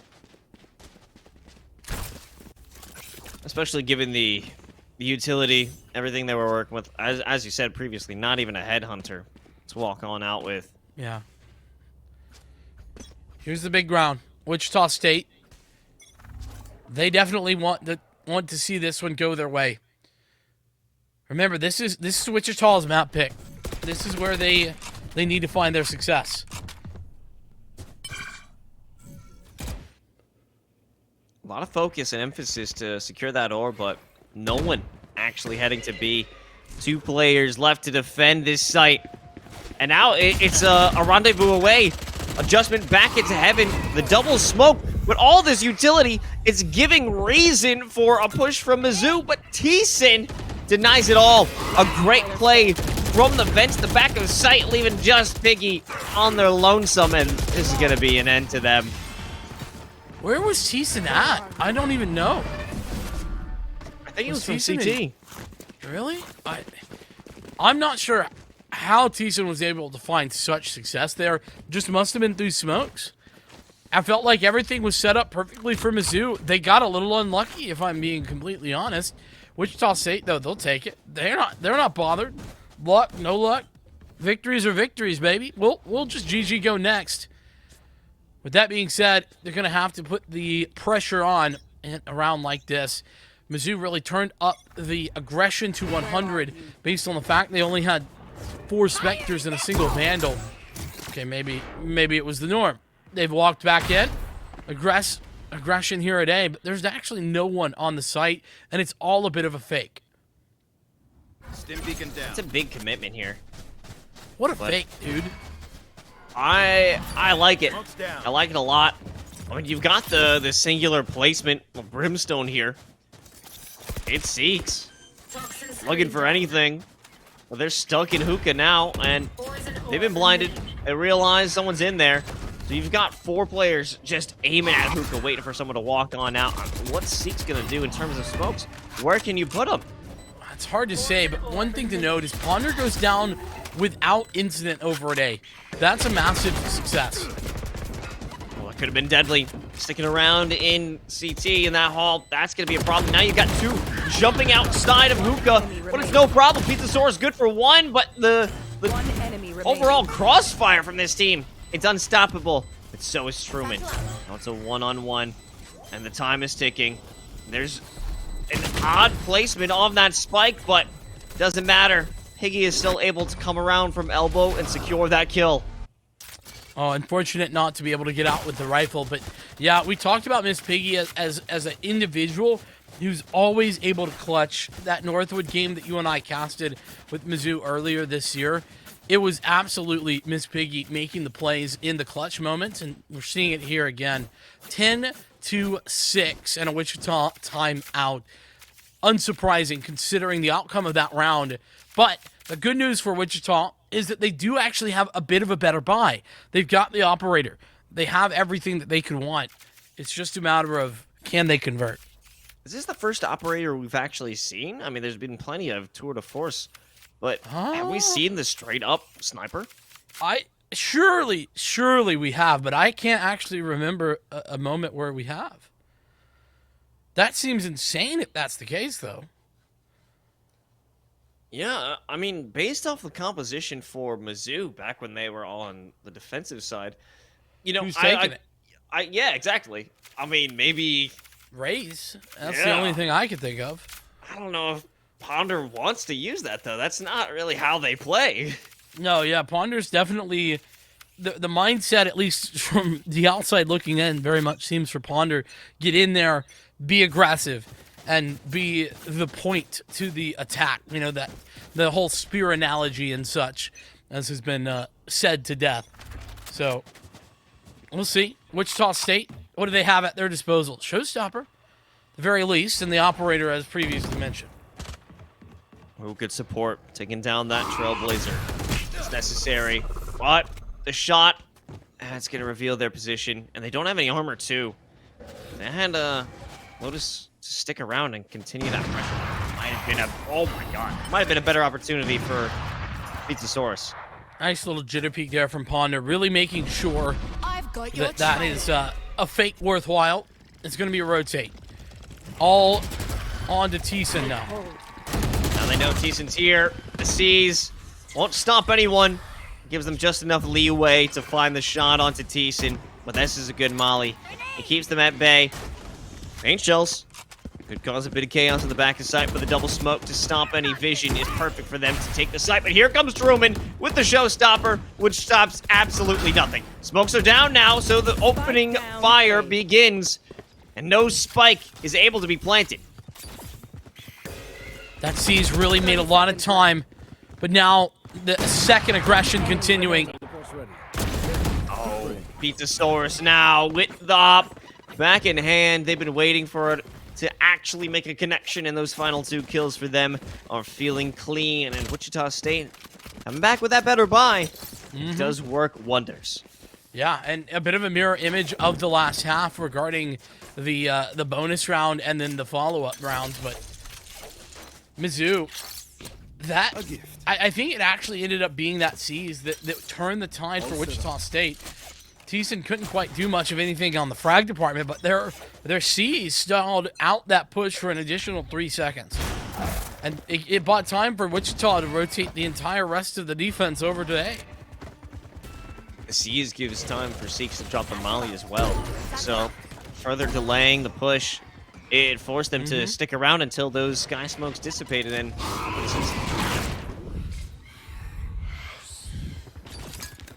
Ponder terrified. Here comes the plant, though, at the very least. this is just a dance in you all, and no one is willing to tango.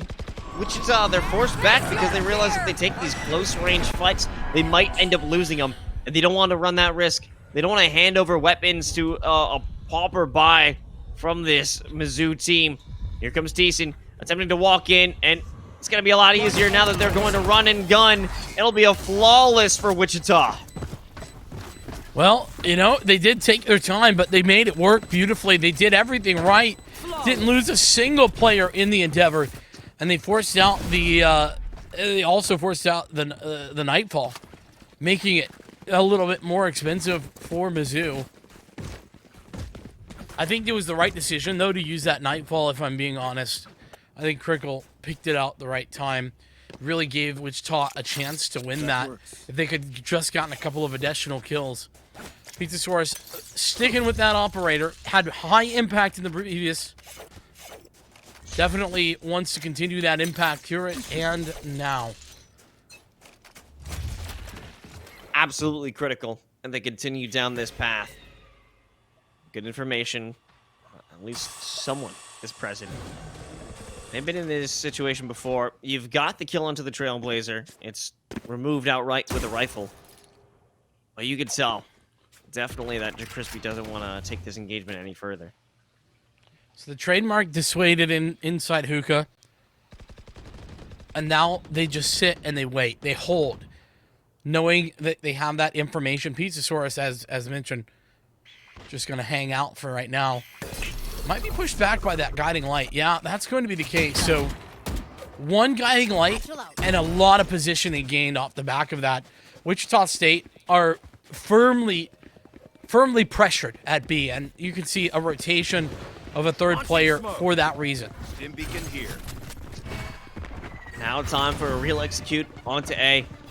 Everything is lined up for them. They have the safety, but there goes everything they'd worked for. An orbital strike denies them, as well as presence from Thiessen in the showers. Conch, Thiessen. hoping to clear it out, but just cannot do it. Thiessen, where they faltered before, they find strength again.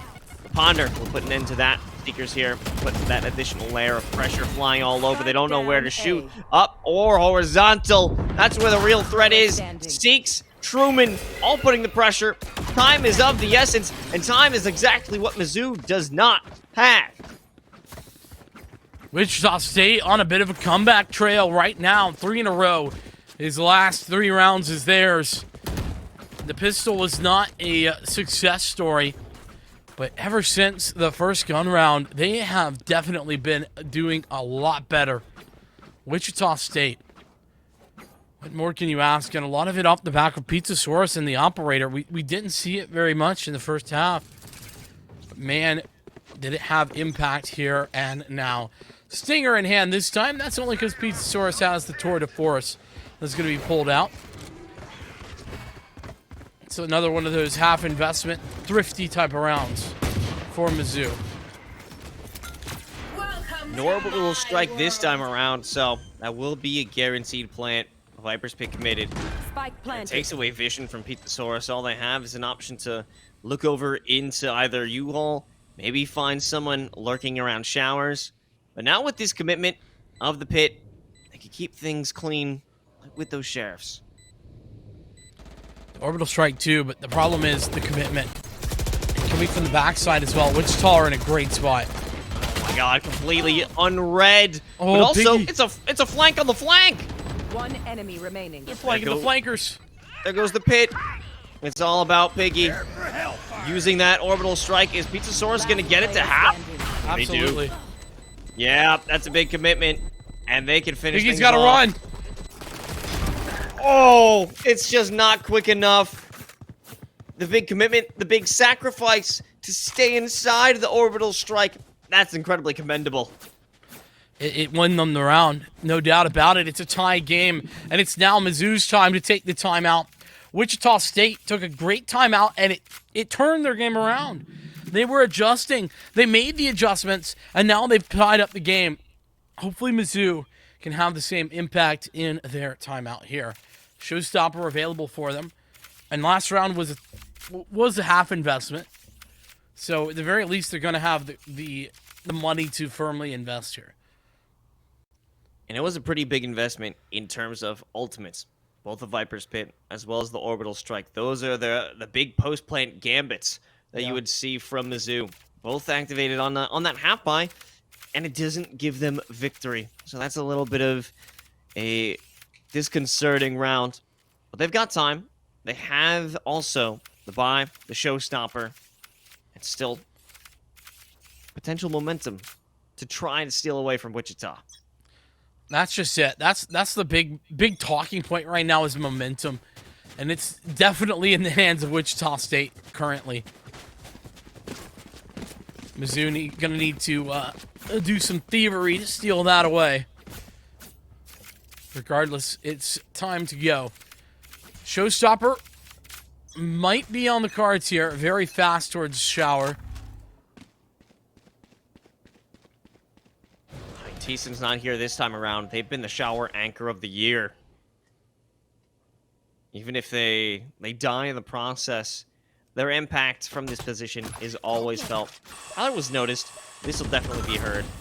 So, now at least 2 players are here. Truman making a very loud attempt to try and take that one out. I think it's sort of a given that they're in these positions now, especially with that information. Mizzou slowing things down, though they don't want to commit. It looks to me like they're really waiting on Wichita to make a mistake, but Wichita not really giving them that chance. Yeah, just expending a lot of utility here. Looking for a weakness, but no weakness to be found. 3 players holding down on B, but we're starting to run out of entry points when it comes to Mizzou. I mean, they've got the showstopper at the very least to kick things off, and some information here. I don't think they have any idea. You've got Thiessen right around the corner, but that's going to be realized with that Nightfall. Oh, bring out the showstopper if you like. It won't win you the rounds, and that was clinical from Wichita. That was indeed perfection on the cards right there. The Nightfall comes down, and Thiessen is beautiful for it. Everyone comes away with the frags, and Mizzou back to the drawing board. That might be the ticket for Wichita to win this map. I have a feeling that that's going to be the case based on the purchase that we're currently seeing. Los, that was devastating, both to the mental and to the economy. Mizzou's in shambles at the moment, only bringing on sheriffs and stingers. But they're going to change the pace. I want to get this done ASAP. However, ASAP is not the plan, especially with the Molly. I think they realize that Thiessen is here as well. They haven't made themselves known. The hunt has been put on, and you got the run into sight. But you got to run right into map point for Wichita. This Crinkle will do their best to try and stop something. Stop the Flawless, but it'll be in vain. Another perfect round. We're seeing a couple of those now. How many rounds in a row? It's been 6 rounds from Wichita State. Not a single one dropped. The pistol and then the first gun round. Those were the only times that Mizzou had a handle on their attack here. What a comeback this has been, Los. 2 rounds of map point for Wichita State. At least 2 rounds if necessary. They could win it here. I've got Information, there's presence around B. Or A. Here comes the Seekers. Oh, what an unfortunate misplaced guiding light, as well as a great seize. Stops Crispy in their tracks, and essentially the entirety of Mizzou on this attack. 2 players, they're giving each other some support. It's back-to-back like Army of 2. But Pizzasaurus will run away and keep the up in hands. They want this kill so bad. And how much are they sacrificing for it? They've given up all control for 1 kill. 3 now in showers. And they've lost everything they worked so hard to gain. All right, hot take time, Los. I don't think it actually is that big a deal. Because I think Wichita State are in the same boat. They all rotated to A. And now with Mizzou hitting the brakes, Wichita State have no control either. They don't know if this is going to be a B hit. But what I do think that they've done very well is Wichita, they haven't committed to the B rotate. Normally you'd have at least 1 player commit. Instead, it's sort of a half commitment, and that's it. Still 2 players ready and rearing on this site. Double activation of the smokes. That's all they've got. That's going to be a big issue. They have to wait for that gas to recharge. Crispy here. Oh, only good for the trade. But now you've got only 10 seconds left. Lotus, they're about to run around the corner, get the swing off of the guiding light, and that is it. Wichita State with 7 rounds in a row. Activate the Seekers, why not? Everyone is dead. They'll just go right onto the ground. A beautiful comeback here for WSU. I cannot believe how clean that comeback was. Absolutely phenomenal. And Wichita State, they do it and in such a fashion that it really looked simple. It looked like there was just these small adjustments that they were able to make in that second half that pushed them over the edge. And, you know, I mentioned that I didn't think that they were playing particularly well in the first half. Well, they definitely were playing well in the second. It was the individuals that were coming to fruition for Mizzou in the first half were simply not there. Where was Ponder? Where was Miss Piggy? They were nowhere. No, absolutely not. And one person who stood out for me in terms of the WSU squad is, it's not a flashy player, it's just the consistency in terms of Thiessen. Thiessen was always able to hold their angle, provide the impact that they need to. And I mean, just in this moment, giving that haunt, it kind of forces the hand of Mizzou to try and make that forward aggression, and it only backfires on their own. Yep. So I'm loving this resurgence from Wichita State. We'll see if they can keep it going as we head into map 2 right after this break.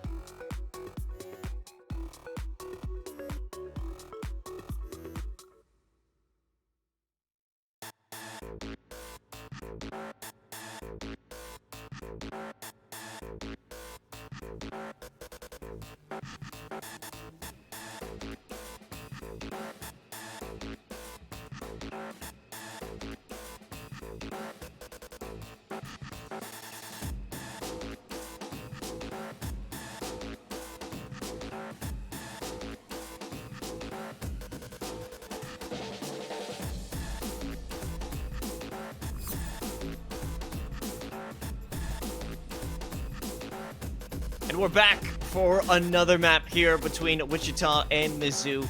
And Wichita has mounted one of the greatest comebacks here in playoffs so far. And I'm excited to see if they can keep that same energy as we head into Haven. What do you think, Vincent? Is that going to be the case? Well, you know what? It's hard to imagine a world where a team that makes that comeback is not able to carry some of that energy over. I think the real question, Los, isn't whether Wichita can carry it over. It's whether Mizzou are going to allow themselves to be mentally out of this game, or whether or not they can reset themselves into Haven. That's definitely important. And, you know, I was looking at the stat lines and going back to a point that you said, it was where was Ponder in that second half of the map? And Ponder was absolutely a impactful member in the first half specifically. They're coming out with 5 first bloods, 20 frags, but as time went on, they just weren't able to secure those opening kills. It never was going to be a Mizzou opener. It always was going to be Wichita State having those peaks, whether it's from Lung, whether it's from Thiessen, whether it's from Truman. They were racking up those first bloods, and it was such a necessary move for them to find that victory. Yeah, and I think, actually, just to throw that back at you, I think something that you mentioned that really bears it out in the stats as well is Thiessen's step up. Between the beginning of the second half, I think Thiessen was on double-digit kills, if I'm not mistaken, at the beginning of the second half. Stepped up to 19 at the very end and had 5 first bloods, and almost all of those were in the second half. Haven, well, I'll be honest with you, it's going to have to be a different story if Mizzou want a chance to win this series. Wichita State, they showed up, and they showed up strong in that second half. You know, that's a big important factor to look forward to. It's got to be Mizzou. You know, we were definitely expecting them as the favorite here tonight. Certainly not. But again, they're no stranger to map 3s here in the Naystar League playoffs. So I wouldn't be surprised if they bring it back in some serious fury here on Haven. Yeah. Well, and you got to keep in mind that technically Wichita State, like they played Bind and they won Bind. That was their map. So I guess on paper, this is still not, it's not out of hand for Mizzou. Is guess what I'm trying to get at. They haven't lost all hope in that way, because they would tend to be expecting to lose that map. Select generally your speaking. agent. Hey, I would say for the most part, teams who pick their own map usually going to lose on that map. It's really a curse. It's really, okay, here's the map I want to lose on. Let's see what else there is to offer. Waiting to the last minute to lock it in, but it is a locked and loaded mirror matchup. So, a little bit different than we saw back over on Bind, but very much a mirror in the same way that Haven was a mirror in our first series today. Yeah, I mean, this is the composition to run on Haven. It's just so versatile in terms of the engagement capabilities. Style. I was about to say, here's some mind reading. It's going to be both Truman as well as Lotus walk on over to A. But I'm wrong. Completely dumbfounded. This isn't how it's supposed to work. A little bit different, that's for darn sure. But either way, big shout out to one of our partners over at BetterHelp. You can scan the QR code or use one of my favorite codes, 0B1D8, to check them out. Get some help if you need some right now. Wichita State, they don't need any. They've got the victory already. Mizzou going to be the ones on the struggle bus. Loving that that's a top tier code for you. Yeah. I Holy can't keep it Lord. too simple. Conch, already good for a shot, way deep, and they'll continue in. Ponder, running and reloading. A little bit of a questionable move, but they've got so much support that it doesn't really matter. Thiessen hoping to get the right clicks, and they do, but they're forced to reload, and they can move around again. A right-click champion, but DeCrispy, 15 HP, will get the final shots and save it up for Mizzou. Is this a free gun, by the way, moment? I think it probably is. We'll insert it right there. Mizzou with a nice victory, though. DeCrispy with the closer. And I think that ultimately, Wichita State played that pretty darn well. Decent on the back of the site, really staying alive for much longer than really should have. A pretty limited investment, if you look at things. Crinkle not going to buy anything up. Not that this is abnormal, but we've seen the gamut today of aggressive buys, you know, basically full rifles, versus a little bit less than nothing. Lotus. Okay. Here's an opportunity, but you've got Conch. He's waiting right there. It's a real freebie of a round. Batista in the end. You can't even get Dies. the gun. Dies. Doesn't get the Spectre. Poor guy. You know, the least they could have done was give him the Spectre, you know? And then kill him, right? Just wait till he Exactly. picks it up and then shoot him. I think that would have been a lot more etiquette. Yeah. Yeah. We're on the same page. Mizzou, not on the same page, at least not with us, but they're certainly on the page of frags and winning rounds. But, Los, winning pistol rounds, that's been no problem for Mizzou. They did that in the second half. That's pretty much all they did in the second half, but they did it. All right, well, it comes down to, I would say even the bonus. Even the bonus is important because we've had these daring long-range engagements, even with just minor pieces of hardware, specifically talking Conch. Wants to bring the power with the Headhunter.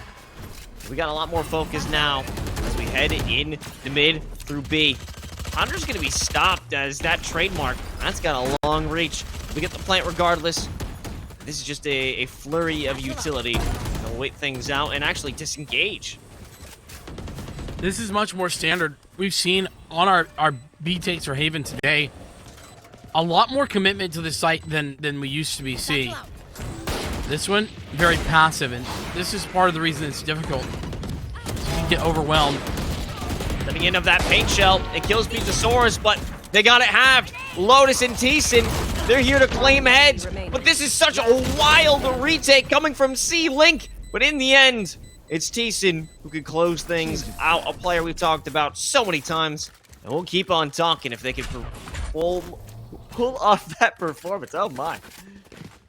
Well, you know what? I think a lot of praise needs to go to the communication from Wichita State. The chaos that ensued as soon as the spike got touched was absolutely ludicrous. There was players from left, from right, from mid, from A-Link, from C-Link. It was like every single position had to be known and known immediately. So to find the trades in swift fashion was not only required, but very difficult. You want to Wichita play? State, though, Let's bad play. news, Los. They are absolutely broke with the economy. Hey, little shot on the Marshall. That'll bad make it wasn't Pizzasaurus. Yeah. Well, hey, you know, there's time.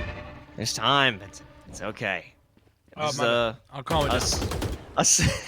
Thank you.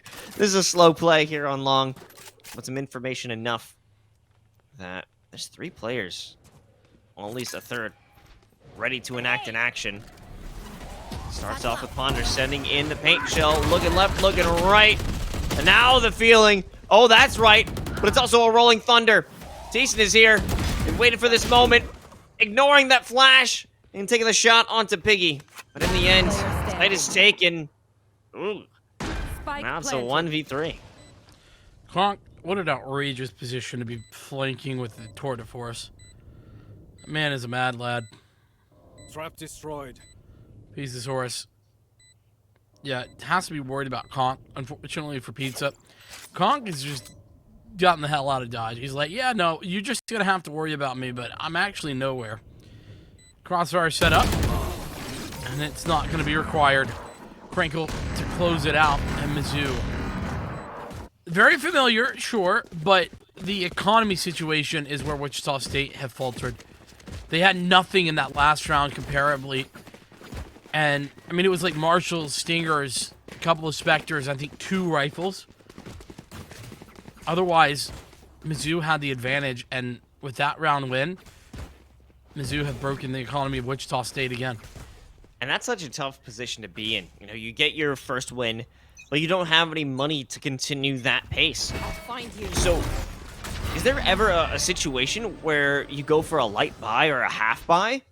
I mean, here, like in this round, I mean, it's in the hard. round right after. Oh yeah, I think we saw that in our last series, and it did not work out. No, just gotta make that commitment. Here we go. 2 players. Oh, Crinkle. They'll expect 1. And Teason's good for 2. And the spike. Huge step up from Teason overall. How does Lotus get a kill with the boom bot? Are you kidding me? Under is gonna run on through. They'll secure it. They don't want to take a fight. A good shot to the chest onto Ponder with the headhunter. And everyone is feeling the pain. Are they going to expect Zeke's right around the corner? Oh, the shot of the Sheriff. They're looking for a Thrifty, and they might find it, and they do! With the work that was put in by Zeke's to soften up JaCrispy. What a victory, and so desperately needed. Los, you don't need to buy up because you can just win with pistols. That's the answer. It's solved. GG victory. It's quite simple. Also, Teason, 10 kills, 5 rounds. That's 2 kills a round. Man is unstoppable. Talking about that consistency, Vincent. Teason. It's Teason season, baby. I believe. It certainly is. At least right now. We'll see it. The seasons are changing, though. The weather certainly is. Mizzou, the buyback here after a brutal loss in the last round. They're going to want to try and redeem themselves. Oh, hit with everything they got. But Zeke's actually, they back away and take more damage than they would if they committed, but you can never be too sure who's waiting for you. Especially when Ponder find that headshot, take it back off. They'll enjoy the victory at the cost of just quite a bit of health. A big opener just overall. Ponder finding that pick. We talked about Ponder being a bit empty, a bit absent in the second half of last map. This time, show-stopping, straight out the gate. Oh, they gotta back up. They have to know Ponder's gonna be around here somewhere, waiting to send that rocket. But it's actually held, and it's good to remain undetected, incognito. Speaking of showstoppers, Lotus, they've got one, but it's gonna be back and forth. 2 uses of the Nightfall. They're just trying to gain any information they can.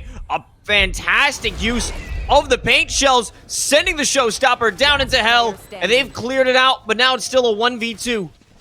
Realizing someone's gotta be in short, but they are in such short supply of time, and looking for anyone to try and peek in that moment. It's gonna be Conch who wins it out.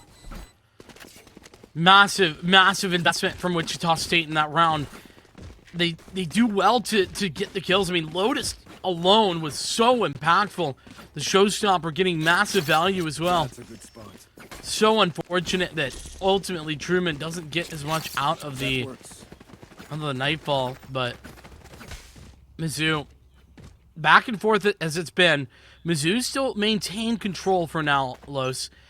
It is a 4-2 scoreline, and it's back to the pots and pans.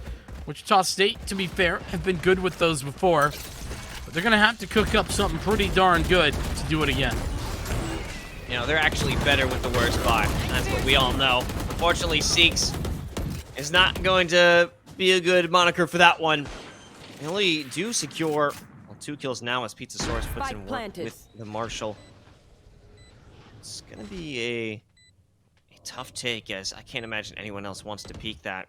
Might be some egos to put in check if anyone does from Mizzou. Truman, yeah, he's just gonna try and whittle him down with the classic, but it's all over. Well, if it wasn't the gun, the boom bot would have got him. Truman dead and down. 5-2 now, Mizzou, and a timeout for Wichita State. This is good timing. This into their gun round. This is the important one. The one that they need, and they need bad. They have the Rolling Thunder. They have the Tour de Force. It's all ready to go. Not a single problem for Wichita in this round.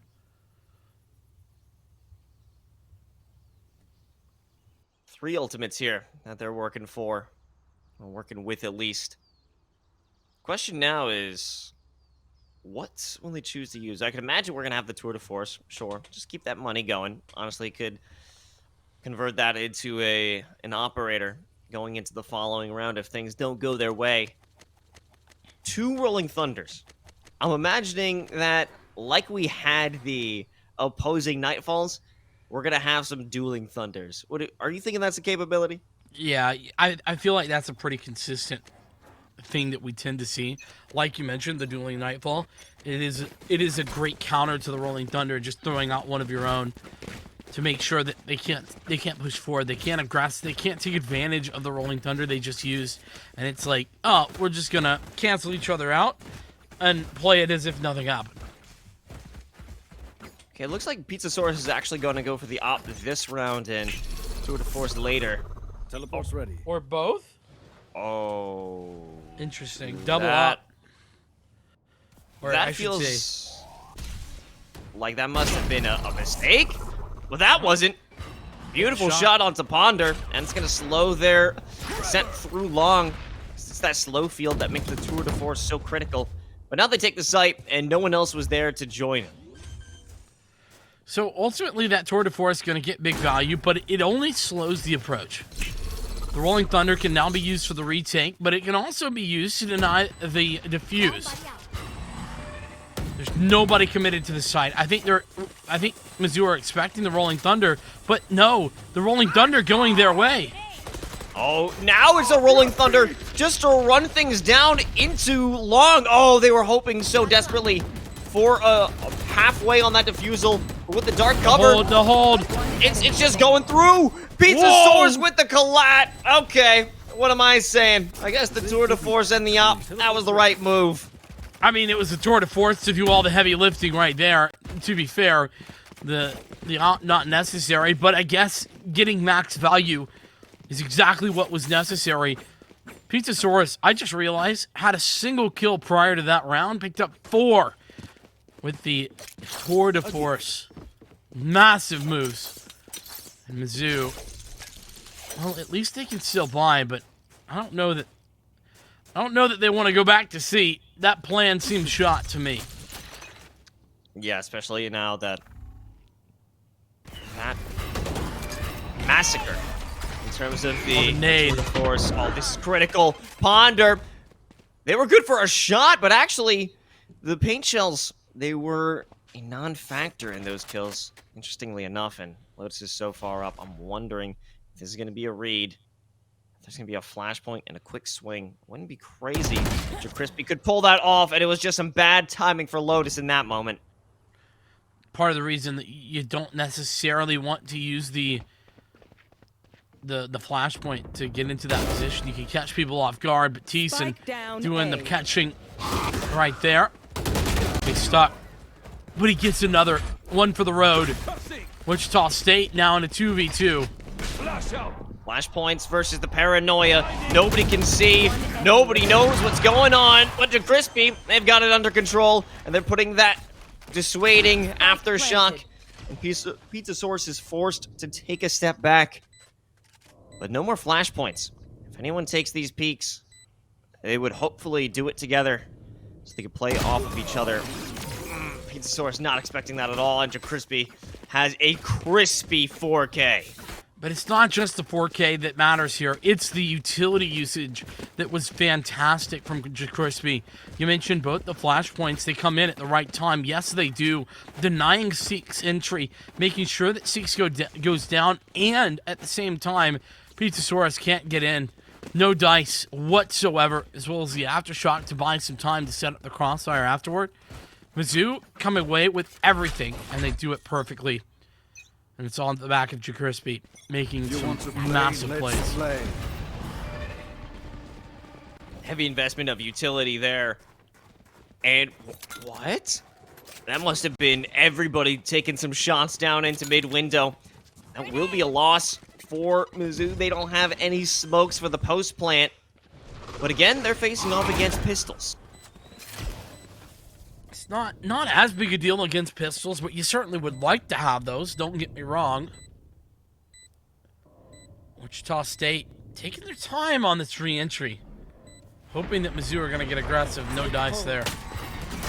Crinkle has to move, and it's an attempt. I like the thought there, but there's so much pressure being put onto Crinkle in this corner. Truman, the opener with the Sheriff, but now you've got Conj and Crispy putting in the pressure. It's a 1v1 in a moment's notice, and Thiessen with a double, the flashpoint coming through perfectly. Another thrifty for Wichita. What an adjustment. I don't know how Wichita got away with that. Their utility all comes in at the right time, puts everyone in a tough spot, and I looked away, and suddenly everyone was dead. That's the way that round went for Mizzou, and they've got to be feeling it at this point. The amount of pressure that Wichita is applying to them on this attack side seems unreasonable. But it is 6-4. And remember I mentioned at this point in the first half in the last map that I didn't feel like Wichita State were actually playing that well. I feel like it's the opposite right now. Mizzou are in the lead. Wichita have been fantastic. Here's the big moment. Has got a lot of ultimates in hand. Ponder is at the forefront. Vanguard looking for this play with the showstopper. But this has been such a laid-back A-hit.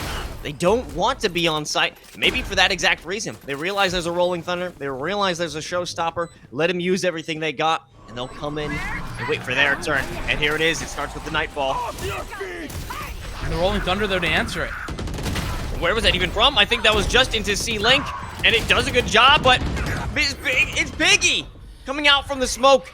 Able to secure a few kills. Thiessen headed for a response. They jumped out of the window, and it's a back and forth. 1-for-1, up in hand, attempting to take that final shot. Truman going for the defusal. Will Conch buy it? They have to commit so much time, and it's the half, and Truman turns around and secures it. What another retake from Wichita. The commitment right there. Last round in the half. I can't believe that Mizzou aren't able to come away with that when they had the advantage initially. I like the Rolling Thunder to answer back, but you mentioned it, Los, it goes into C-Link, or A-Link rather, as opposed to being applied a little bit more evenly across the board, and Wichita State take advantage of it. But the clutch is the conversation. 2 in a row, and the defuses continue. Last round and the money's tight all around. There's that extra retake factor. They still have a Rolling Thunder for Wichita. You've got the Nightfall from the shadows. The one, a lot less impactful. Cover going out. Still, this Nightfall, that can be a critical tool just for taking this site. But again, everyone is running back. Nobody wants to take these initial engagements. Oh, and Lotus. What? Off the back of the haunt right there, I think. I think the haunt must have gone off. There's no way otherwise. This is insane playstyle. Roomba would have been good if someone was in that corner, but this is almost an impossibility to escape. Ponder about to be red. You got Thiessen right around the corner, always holding those positions, and they secure it. 3 on 4. They haven't even made their way onto site. They're stuck inside that dark cover, but the Nightfall is going to give them cover for themselves. They walk on through. Pizzasaurus gone. No op pressure. But Conch, they try and take that op. They do. They take so much damage in the process. It was a risky maneuver, but they did get away with it. The Rolling Thunder comes in, but it catches nobody off guard. Not a single player committed to the site. And the fault line as well seems to tell the story that they're expecting this flank from Mizzou. Wait a minute. Do they think that was the diffuser? No! From behind! You have to deal with your Crispy! But they still do! It's a 4K for Lotus! Wichita State, 3 in a row at the end of this half, and it's all 3 clutches on the retake. What a clutch team this is.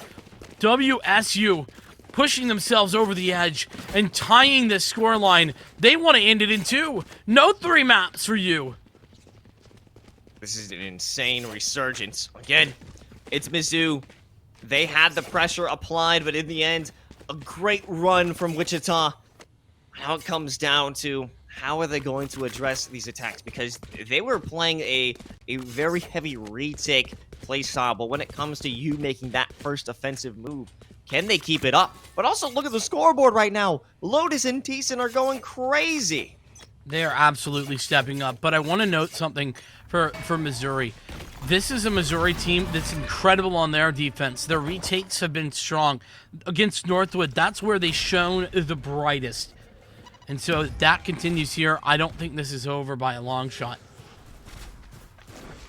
Now Mizzou's, they're here for a reason. They're a formidable team, and I remember those plays as well. I mean, Piggy on the defense. Now that's a player to be feared. What a wacky pinch. Now you still have to worry about defenders spawn. Bruh. That is going to be a problem. Piggy and Ponder. Okay. Well, that was an odd one, but you still have some pressure. It's Truman as well as Lotus. I thought Mizzou had this one in the bag. It seemed easily theirs. I thought they did too. I mean, listen, the fact that Miss Piggy gets 2 kills with the shorty, pistol around shorty is just not it at all. Like, that's the gun you buy when you're in the position where you're definitely dying and you want to confirm at least a kill. That's when you buy a shorty on pistol round. Somehow Miss Piggy gets away with a second one, but still. Wild stuff. And even that, I'm not sure if they actually committed to it after the buy phase ended. But there's a decent amount of money being put into this second round. That is Mizzou. Commitments on sheriffs. Commitments on even a stinger. That's for Piggy. They're gonna run up. Crispy. Good for some shots. And Ponder as well. Undetected. Absolutely not. This is all left A site. Completely free.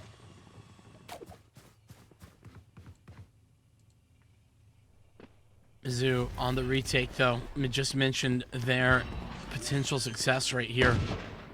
Even with nothing but the headhunter, cannot do it. 1-on-3 required, and Lotus going to stop them in their tracks. Wichita stepping up to 8. And it's the buyback for Missouri. They've done everything right up to this point in Haven at the very least. By the way, somehow Seeks is sitting at one frag. I just noticed this, and I'm blown away at the success that Wichita State has had, considering that fact. But if you look at the other side of things, Seeks has 12 assists. That's what I was looking at. That's what I was most concerned about. Still an impact player, maybe not an impact killer. But the same could also be said for, I believe, Piggy. They haven't been top of the charts, but their impact will definitely be felt. You might not see it exactly in the stat line, but that smoke, that dark cover is critical because it gives them space as Conch is able to secure some more kills. A 3K because the play was delayed, and they're about to walk out with this one with an ace, and a beautiful one at that. A well-needed, a very much deserved win for them. Ace numero cuatro. We are up to 4, man. Wichita State, they couldn't do a darn thing against Conch on that site. He just took fight after fight, 1v1 after 1v1, and nobody could stop him. Now, part of that was the weaponry at hand. It was a bonus round. So on the one hand, Mizzou were expecting to take the victory there, but on the other, Los, the dominance with which they took it, flawless, it really gives their economy a boon. I think they need more, and look at that. A 3-player death squad running it down long, and they're providing a real threat. They find their one onto Lotus, and they can walk away. But after Ponder secures this orb, I wouldn't be surprised. Oh, Thiessen definitely caught wind of Piggy. They must have. Nothing gained right now for Wichita, though. They're just trying to regress that one area that they lost previously. Meanwhile, Missouri, they're actually reaggressing, but over towards B. Interesting decision. They're playing like a death ball. Yeah, that's the wrong game. Wrong squad. But in the end, they'll find their marks. But also, Wichita, they're going to take sight of themselves. Have free and clear mobility. And Truman, with that Prowler, realizes they've got the options to go into defender spawn. What is happening right here, Vincent? Well, very much an interesting situation, but oh no, JaCrispy, he left the death ball. He misplayed the comp. Seeks with the second kill of the game, and now they're looking for a third. Paranoia too. Oh, they confirmed number 3. That is huge. Dark cover there. Piggy has to chalk it up. There's no way they can come back from this one. The ball, it fell to pieces. Yeah, it got shredded.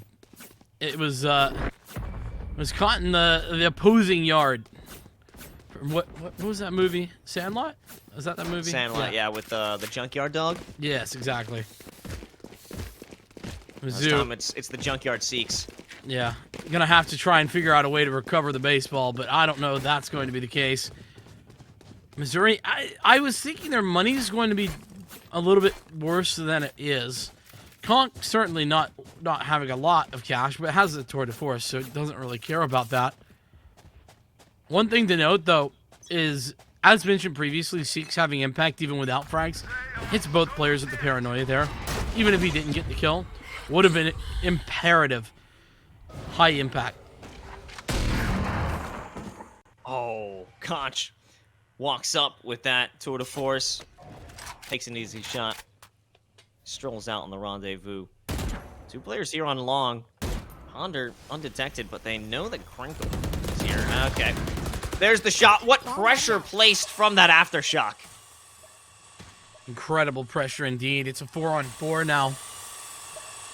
And I like the re-aggression towards this position. They know that the tour de force was here, but they anticipate that it was rendezvoused out, and so more than likely clear of individuals.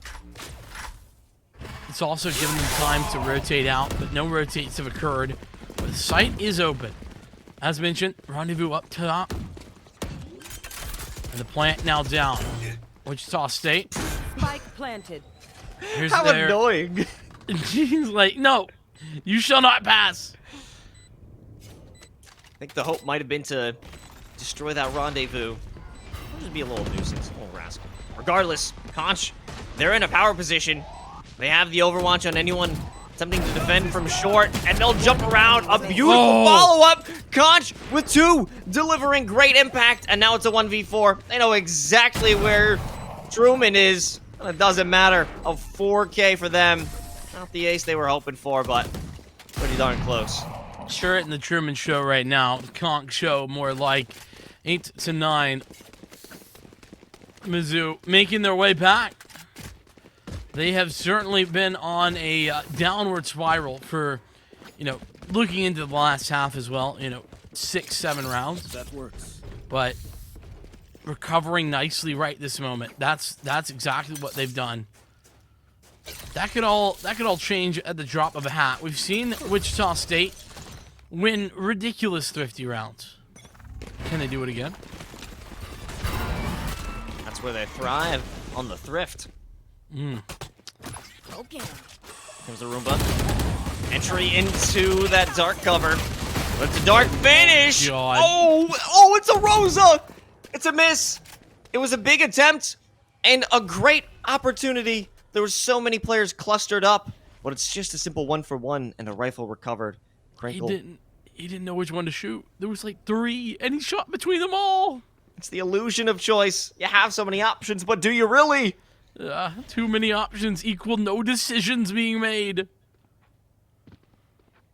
A critical moment here. I didn't know they had even Pizza Source in that corner.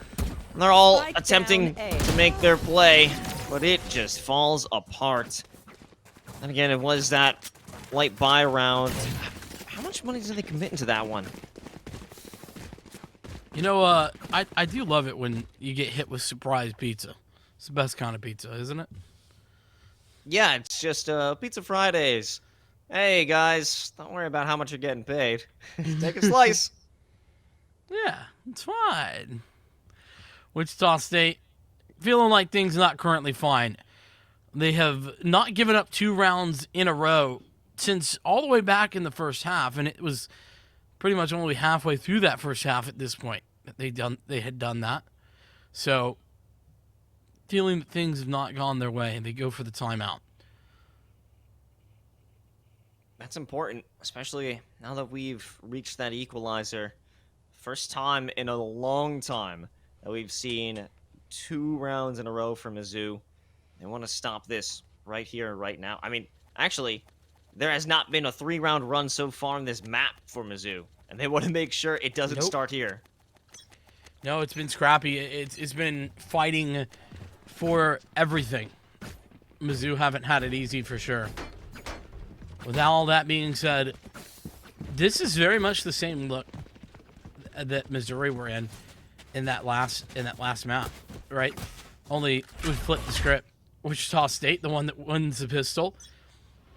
What if Missouri just run a comeback here and now? That would be magical. Let's play. Activation of that tour de force from Wichita State. Great pressure. What? Pizza Source. Happy Pizza Friday, boys. They learned the hard way that while they've been able to bring in that death ball before, it's been read by Wichita. A great attempt, but unfortunately the resistance was far greater. They're not going to have any clue about this. Okay, maybe they will. Nice job with the Prowler. Brilliant work. That Prowler just confirms, just make sure it's worth so much. Its weight in gold. And Mizzou are saving. They're not going for this. This is not a retakeable scenario. This is, we lost, let's just tail between our legs, hope we can save. They had such great ideas. Turnaround. They had such great ideas this round to try and push up. It's worked before. Even Crinkle up in that close position. They were ready to deal damage, at least take a few down with them. But that Prowler is simply a major counter from Wichita State. And this is an unbelievable round. That timeout, what a useful endeavor that was. Yeah, that's what I was just about to say. It really clearly gave them the adjustment that they needed. And you notice that Wichita State, the adjustment that they came out of that with was not some crazy play, not any sort of set maneuver. It was actually just play default. Wait for Missouri to actually play aggressive, and it worked wonderfully. Missouri, known for some of their aggressive maneuvers on the defense, and that was one of them. An unfortunate scenario, but they still got some money in hand. And Conch still has the op in hand. One of the more important factors here. So they could section off. It'll be mid this time there. First looking down toward grass. We haven't seen too much action in that direction anyway. Yeah, it hasn't necessarily been a high-impact area just yet, but Conch certainly trying to make it one here and now. A lot of information being gained in mid, but otherwise it's a very passive setup from Missouri. And I mean, I guess to be fair, they went for ultra aggression last round and it really bit them in the bum, so they're not interested in making the same mistake twice. Wichita State with that double-digit round count, though, don't want to give it away either, and so they too are feeling the pressure and playing a bit more passive. Thiessen, there's the swing. Straight into the crosshairs, but it's a missed shot. It seemed like a moment of hesitation. And that can't be when you're so close. Both in rounds and really to the end of this map and potentially the end of your tournament run here in the A-Star League. Another shot that doesn't have a connection. Conch, they don't have a rendezvous this time around. Lotus up to the sky, and they'll send out the showstopper. Conch is gone, and so is the op. Here comes the returning Nightfall. And the Rolling Thunder. The Rolling Thunder as well. Big commitments now. And we've seen how well this long hold can go, but it's not really a long hold, is it? It's Pizza Source and Teeson. The crossfire from Garage and Long leads into a flawless round. 2 in a row for Wichita. I think Wichita might be closing this map right here and now. Los, this is absolutely mind-boggling. The timeout, though, it worked for Wichita. They just took 2 in a row. Missouri still have cash, and they've got a timeout of their own. It's here and now. The playoffs on the line. Wichita State edging out their own map pick at 13-10. It's now the same sort of scoreline on Haven. This is insane. This is such a wonderful series between these two squads. And Mizzou, they've got the power. They have the capabilities to turn this one around and bring us to the final map of Ascent. But I'm wondering, what strategy will they employ? The grand plan of Wichita after the timeout was just default. Is Mizzou going to do something similar? Oh, a good question. Without a clear answer either. I think one thing that this Mizzou team is good about is that they take pride in being a little bit unpredictable. And I think we've seen that pretty consistently. They haven't necessarily been readable. All set up. But ooh, Teleport's ready. it looks like they're gonna very much go for that aggressive maneuver. This time in towards mid. 1 towards Garage, 2 towards B. Starts off with a flash. Pause. Oh, it's a fault line. Teeson and Truman. T squared. They secure the 2 openers. It does cost them 1. This is maybe the round of the game. Crinkle, nice aggression. Oh, that's going to give information, even though they really didn't get too much to see. They know that there's still players over by C. Ultimately, I don't think there's any real way that they can use that information, so it's just going to be a group up from Mizzou. They group 2 towards Long, 1 towards CT, and it's all onto this. A very passive setup. Actually, no. This setup very much allowing Long to be held. Concha has no vision. Nobody is in his sights. It's not like he could take those close fights. He's just making sure of it. Miss Biggie and Crinkle opening things up. But that's it. It's just Conch. They've been hit with the fault line. The headhunter. It can't make a connection. They realize that, well, Long has been cleared. There's only one more option. And they turn their eyes towards CT, and lo and behold, it's Conch. Oh my goodness, Wichita State on the cusp of a massive upset here. This would be a magical moment for them. This team, this program. 3 rounds that they have to work with. Mizzou currently not in a great spot economically. They got 3 half armors. They've got a Guardian and not even armor for Conch. A wild scenario going into this fight, essentially naked. Utility back and forth, and we know exactly what this dark cover means. It's a forward play by the defending team. It's a red and classic scenario to use that. That's as far as they'll go in terms of aggression. Conch also taking some Pretty looks classic through grass. setup too. Over at Long, just a bait and switch kind of angle. Crinkle and Ponder. Bring them down. They haven't used this all that often. But Ponder's been here a couple of times. Anti-flash, good read Oh, from no. Crinkle. Oh, Lotus with the 2 openers. Well, what do they do after that? They slow things down. They want information. They don't want to take things too fast. Re-aggression from JaCrispy, needs to find info. Has to sacrifice his body for the information. But that info wasn't worth his life. Truman's taking it, and it's the site for 30 Wichita. seconds left. 2 on 5. Missouri, they're 1 step away from disaster. Last player standing. You've got the naked Conch.